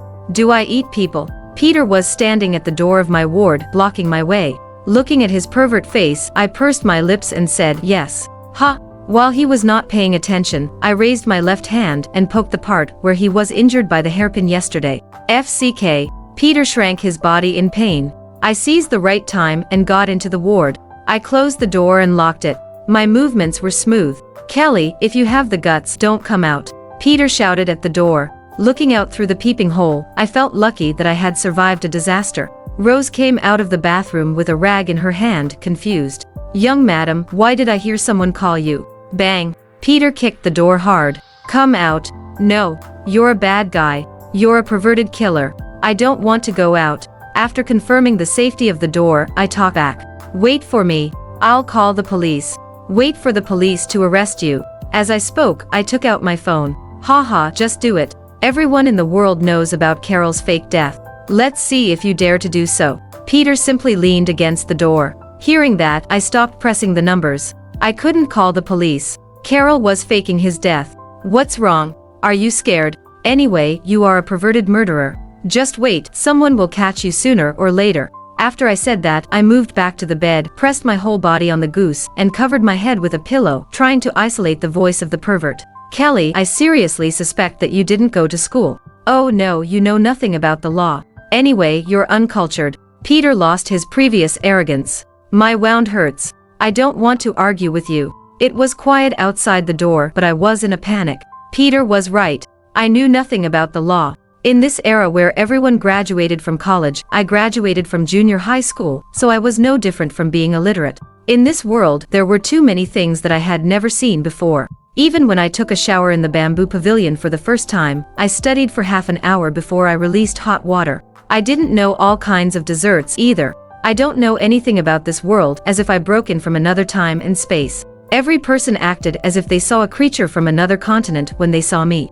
They were full of curiosity and scrutiny. They had more contempt. The most important reason why I agreed to marry the dead was that I left Phoenix Village and gave myself a chance to study. For the whole afternoon, I was searching for the adult college entrance examination. For someone like me who didn't graduate from high school, I had to take part in a tutoring class. The tuition fee was $. Why was it the same as my deposit? My heart ached when I thought of the dollars I had hidden in my cloakroom in the bamboo pavilion. I thought that I had a huge sum of money, but I didn't expect that it would only be enough for me to sign up for the tutoring class. The tutoring class lasted for 3 months, and in 3 months, I would participate in a unified adult college entrance examination. I would have to earn enough tuition fees in 3 months. However, I had an ID card. I could choose a lot of jobs. I didn't have to work part-time as someone who didn't have an ID card and earn little money. Everything seemed to be fine. With a smile on my face, I sat on a rocking chair on the balcony. The sky was azure and there were birds flying over. Old Madam Brown. I went back to the ward in a panic and let Rose close all the doors and windows. Like your face, why was this old woman targeting me? I was almost crippled. Why did she still come over to catch me? I squatted at the door and whispered to Rose, we won't make a sound when old Madam Brown comes. She'll think that there's no one in the ward. She doesn't know that Mr. Carroll is still alive. How could she come here? Rose frowned and didn't understand. However, old Madam Brown didn't come looking for me. She took a group of people with her cane and rushed into the ward opposite me. Peter, where did you hide my granddaughter-in-law? You little bastard, you even dared to steal the wife of a dead man. How long hasn't your grandfather taught you a lesson? Aren't you afraid of bringing your grandfather disaster? You're such a bad guy. What the hell? She was just like a widow cursing at the entrance of our village. I was so shocked that my mouth was wide open. I stood up bravely and looked out of the peeping hole. Kendra stood at the door of the ward, with one hand on her waist and the other on her crutch. She shouted at Peter, who was lying on the bed. Peter covered his wound and sat up with the help of the person next to him. Old Madam Brow, you should be more reasonable. Your granddaughter-in-law has been rescued by Carroll's people. She lives in the opposite ward. Peter didn't mention that Carroll was still alive. This made me a little surprised. However, I could sense that he was very helpless in front of Kendra. Old Madam Brown, who was in her SOS, couldn't be beaten or scolded. She stood there like a plague. Who wouldn't be afraid of her? The opposite side. Kendra came over and smashed my ward a few times. Seeing that no one answered, she pulled a nurse over and asked, "Where is the person in this room?" "Old madam, this is Mr. Carroll's private ward. Since Mr. Carroll is dead, who would be able to live in this ward?" The nurse explained patiently. In the ward, I let out a long sigh of relief. Everyone in the courtyard saw the living Mr. Carroll, but no one leaked a little bit of information to Kendra. It was interesting. Kendra returned to Peter's ward. "Brat, how dare you lie to me? Just wait and see. I'll talk to your grandfather right now. The Garcia clan actually bullies a widow." "Madam, it's almost time." Joey helped Kendra, who was exasperated, and said, "Let's go and find Peter's grandfather." "Hey, why are you looking for my grandfather?" Peter struggled to get up from the hospital bed. He wanted to stop Kendra but was stopped by the bodyguards brought by Kendra. After Kendra and the others left, Peter immediately ran over and slammed my door. "Kelly, I know you're inside. Don't pretend to be a coward. Look at the old shrew. Hurry up and show up, or she'll go to find my grandfather." I chuckled and said, "Aren't you afraid of nothing? I didn't expect you to be afraid of your grandfather. Later, I'll ask Mr. Carroll for your grandfather's contact information. If you bully me again, I'll call your grandfather." Don't want to be a murderer, don't want to be a murderer. 71 Such a vicious person also had a weakness, which was his family. I looked out through the peeping hole. Peter leaned against the door and laughed instead of getting angry. "Kelly, don't you think that you look like a small man intoxicated by success now? Anyway, don't try to bully me again. If you continue to bully me, go find your parents." I was still proud. After I found his weakness, Peter was not as terrible as he was. "The widows in your family are really terrible." Peter's face darkened and he hit my door again. "They're widows and I'm not. My husband is still alive." "Peter, don't think I'm easy to bully. My aunt from the countryside is much fiercer than old Madam Brown when she scolds people. The grass was afraid of frost and the frost was afraid of the sun. The wicked would be tortured by the wicked someday." I tried my best to speak in a fierce tone.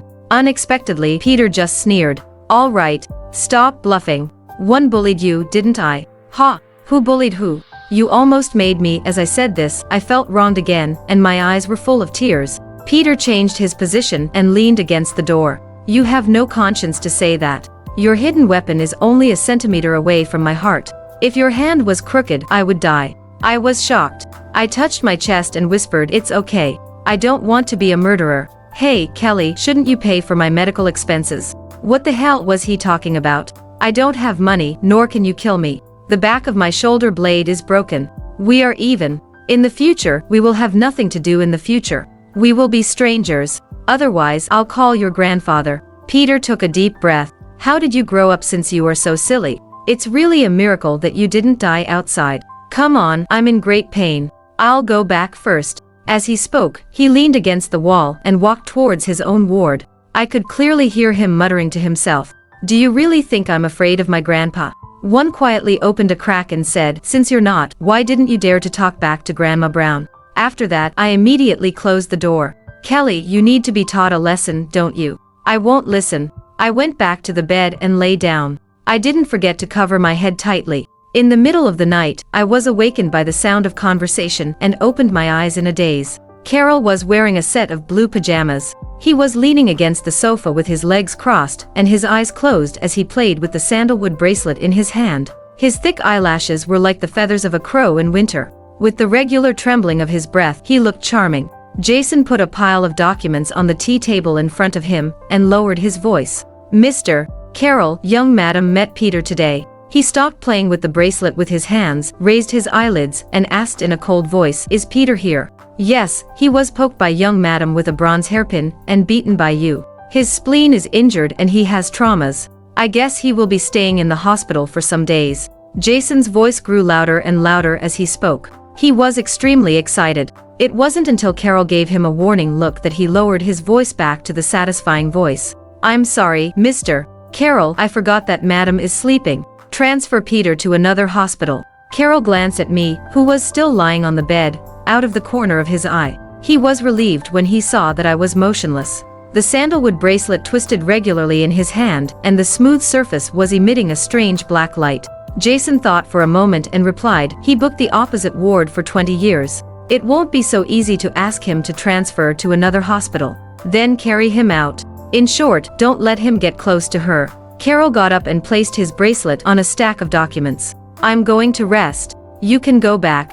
Alright, I'll deal with Peter tomorrow. Jason respectfully left. My chest was uncomfortable because of the big goose and I unconsciously twisted my body. I knew that you woke up. Carroll laughed. He laid down on my side, pulling me into his embrace from the goose. Ah, he made me feel more comfortable. I stretched and greedily enjoyed his body temperature. How did you know? I didn't move. The adults see through the child's trick at a glance. Did you run into Peter today? Carroll reached out his hand to pick up the goose, and then he accurately tossed it onto the couch. At this point, the pores on my left body could finally breathe normally. I saw him, but I got his sore spot. I raised my head and happened to see the beard on his chin. Suddenly, I was in high spirits. Did you know that? Today, your grandma is here. She stood in the ward and scolded him, saying that she was going to find his grandfather. As for me, I was not afraid of him. I said that if he wanted to bully me again, I would call his grandfather. By the way, Mr. Carroll, can you send me his grandfather's phone number? Carroll was speechless. Mr. Carroll? I stretched out my left hand and poked his chin. Did you fall asleep? Tomorrow, you follow Jason and ask for Mr. Garcia's phone number. When Peter changes to another hospital, you can take care of yourself here quietly. It seemed that Carroll was very tired, and his tone was more or less filled with the helplessness that he had no choice but to reply to me. I knew when to shut my mouth, but I couldn't figure out a problem. How much did Peter spend on booking the ward for 20 years? Don't want to be a murderer. Carroll's breathing became heavier and heavier. I quietly took out my phone under the pillow and turned on the calculator. The door that could match up to Mr. Carroll's ward should be at the SVIP level, right? Then, I quickly pressed on the calculator. I was shocked. 10, 110 million, $100 million. I couldn't believe my eyes, so I held my breath and checked again. There were really 9 numbers. The hospital belonged to Mr.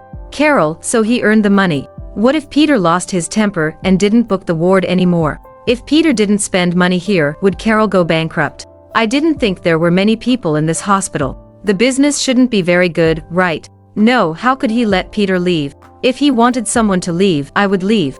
As I was thinking about how to speak to Carroll, the phone in my hand was pulled out by a big hand. Mr. Carroll, didn't you sleep?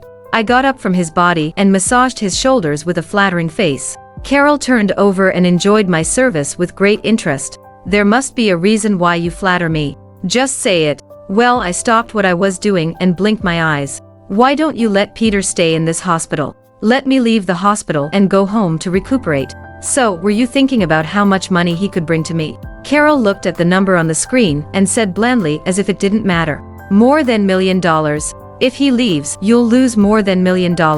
It's not worth it. If someone has to leave, I'll leave. I'll leave the hospital and let him live here. If he added money, they should bring him the food from Chook restaurant. This was the kind of treatment that customers should enjoy. Go bankrupt, no. Carroll refused me without hesitation. He threw my phone on the bedside table and said, don't put it under the pillow. It wouldn't be convenient for me to reach it if I didn't put it under the pillow. Wait a minute. Whether I put it under the pillow or not wasn't the key, okay? I softened my voice and said, Mr. Carroll, look, you can earn more than $6 million a year, more than $6 million. Why should we offend him? If I hate him, I'll turn his money into my own money. It's so cool to think about it. Mr. Carroll, please allow me to leave the hospital to recuperate. Anyway, I just lie on my stomach and rest here every day. I agree. More than $6 million were enough to buy a few Phoenix villages. Only Carroll could face such a huge sum of money with ease. No, I must keep Peter, this rich man, to him today. He had to support me. One meal in Chook restaurant cost a few $1,000s. We couldn't go bankrupt like this. Carroll didn't react at all. Mr. Carroll? I leaned over and put my hands under my chin. I don't want people to say that I can't make my husband rich and bring disaster to him. Make me rich? Bring disaster. Carroll seemed to be extremely interested in these words. I straightened my face and said seriously, in our place, if a man doesn't live a good life after getting married, people will say his wife can't make him rich. If he lives a better life, they will say his wife brings him luck. That's superstition. Whether my life is good or bad, it can't be changed by one person. It depends on my will. I only believe in myself. Carroll pulled me back into his arms and said, go to sleep. Well, I also believe in you. In the future, Mr. Carroll, you will be my god. I quietly looked at his smile and said coyly, then, don't let Peter be transferred to another hospital. Hurry up and go to sleep. I'll bring you out of the hospital tomorrow. Carroll pressed my head back and said faintly, babe, do you know it's very dangerous to lie on top of a man and act like a spoiled child? I didn't understand. I didn't lie on someone else's top. You're the one who treats me the best in the world. I won't be in any danger. Carroll sighed. Hurry up and go to sleep. Yes, Mr. Carroll. I chuckled in the quilt, having a pleasure of achieving my goal. Ah, Mr. Carroll wouldn't go bankrupt. I could eat without worry. The next day, when I got up, Rose had already prepared a loose t-shirt and matching trousers. Carroll, who had been a human cushion for me all night, had left. There were too many people in the hospital. As a dead person, it was not convenient for him to stay here during the day. I'm discharged from the hospital. After breakfast and changing my clothes, I happily sat in the wheelchair with a box of snacks bought in Chook restaurant in my arms. Unexpectedly, as soon as I went out, I ran into Peter, who was being held by someone for a checkup. Chook restaurant. Peter's eyes were sharp, and he saw the lunchbox in my hand at a glance. Carroll really dotes on you. Did he order food from Chook restaurant for you in the morning? No way. I subconsciously held the snack box tightly in my arms. Peter was someone who smashed his bowl for the food in Chook restaurant. He wouldn't steal my food, would he? Peter, you don't know about this. Madam's meals these 2 days are all bought in Chook restaurant. Mr. Carroll cares about her so much. Rose leaned my wheelchair aside to keep a distance from Peter. Today, she is discharged from the hospital, so she won't stay with you for a long time, Rose said, glancing at the door. It seemed to be unintentional, but in fact it was intentional. Only then did I realize that there were more than a dozen bodyguards standing at the gate of the courtyard, looking at us in unison, for fear that I would have a conflict with Peter. Peter rolled his eyes. Does Carroll treat me as a thief? He is just on guard against you. Rose, let's go. I should be on guard against a pervert, a lecher, and interesting. Peter's voice sounded behind me. I didn't dare to look back. Edith smiled helplessly and said, there are not many women who can interest Peter. After getting in the car, I rolled my eyes at the hospital, which was gradually getting farther and farther away. Who wanted to be interested in him? What a pervert. The car did not drive back to the bamboo pavilion.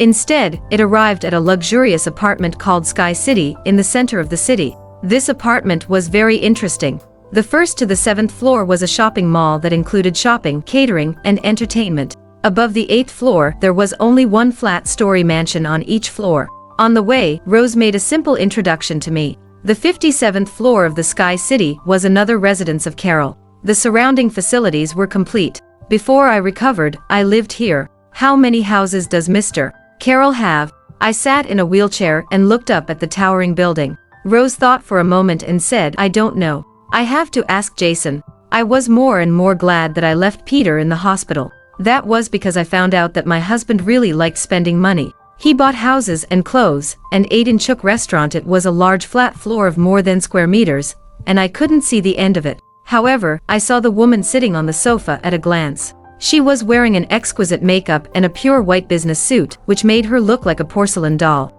Go bankrupt. Hello, I'm Lena, the private doctor of Mr. Carroll. She walked over to me with a smile and reached out her hand, but soon took it back. Oh, I forgot. It's not convenient for you to shake hands with me. I looked at her face and sensed her temperament brought on by the growing environment. Then I looked at my hand in the air, and the smile on my face was completely stiff. I can shake hands. It's good to reduce formism, she said, and took out the case record. I'll live with you during this period of time. When you're not comfortable, you can call me 24 hours a day. My room is opposite your room. She was polite, but not very polite. I nodded blankly and complained in my heart. During this period of time, Mr. Carroll was on a business trip to F continent. He might not even be able to return in half a month. I had to face the poker-faced Lena alone 24 hours a day. Please, I was afraid of getting along with people. What I didn't understand was that Lena was like an emotionless robot. When I saw her for the first time, I thought she was the vicious second female lead who always made things difficult for the heroine in a drama. I didn't expect that the plot didn't develop as I imagined. I stayed in this house for a week, and my back was healed by 80%. I wouldn't feel any pain in the part where my bones were broken if I walked. Lena always appeared in front of me like we were meeting for the first time. Even in the middle of the night, she never appeared in pajamas. This woman was so rigid. Even when I went out, I had to get her permission. Dr. Lena, see, I'm already energetic. Can you let me go out for a walk? Please, please, please. I circled around her. Today was the last day of the tutoring class registration. If I didn't go out, I would have to wait another year. I was almost 20 years old and my peers were already in their second year in college. I really couldn't afford to wait. Act fast, free time is running out. Claim.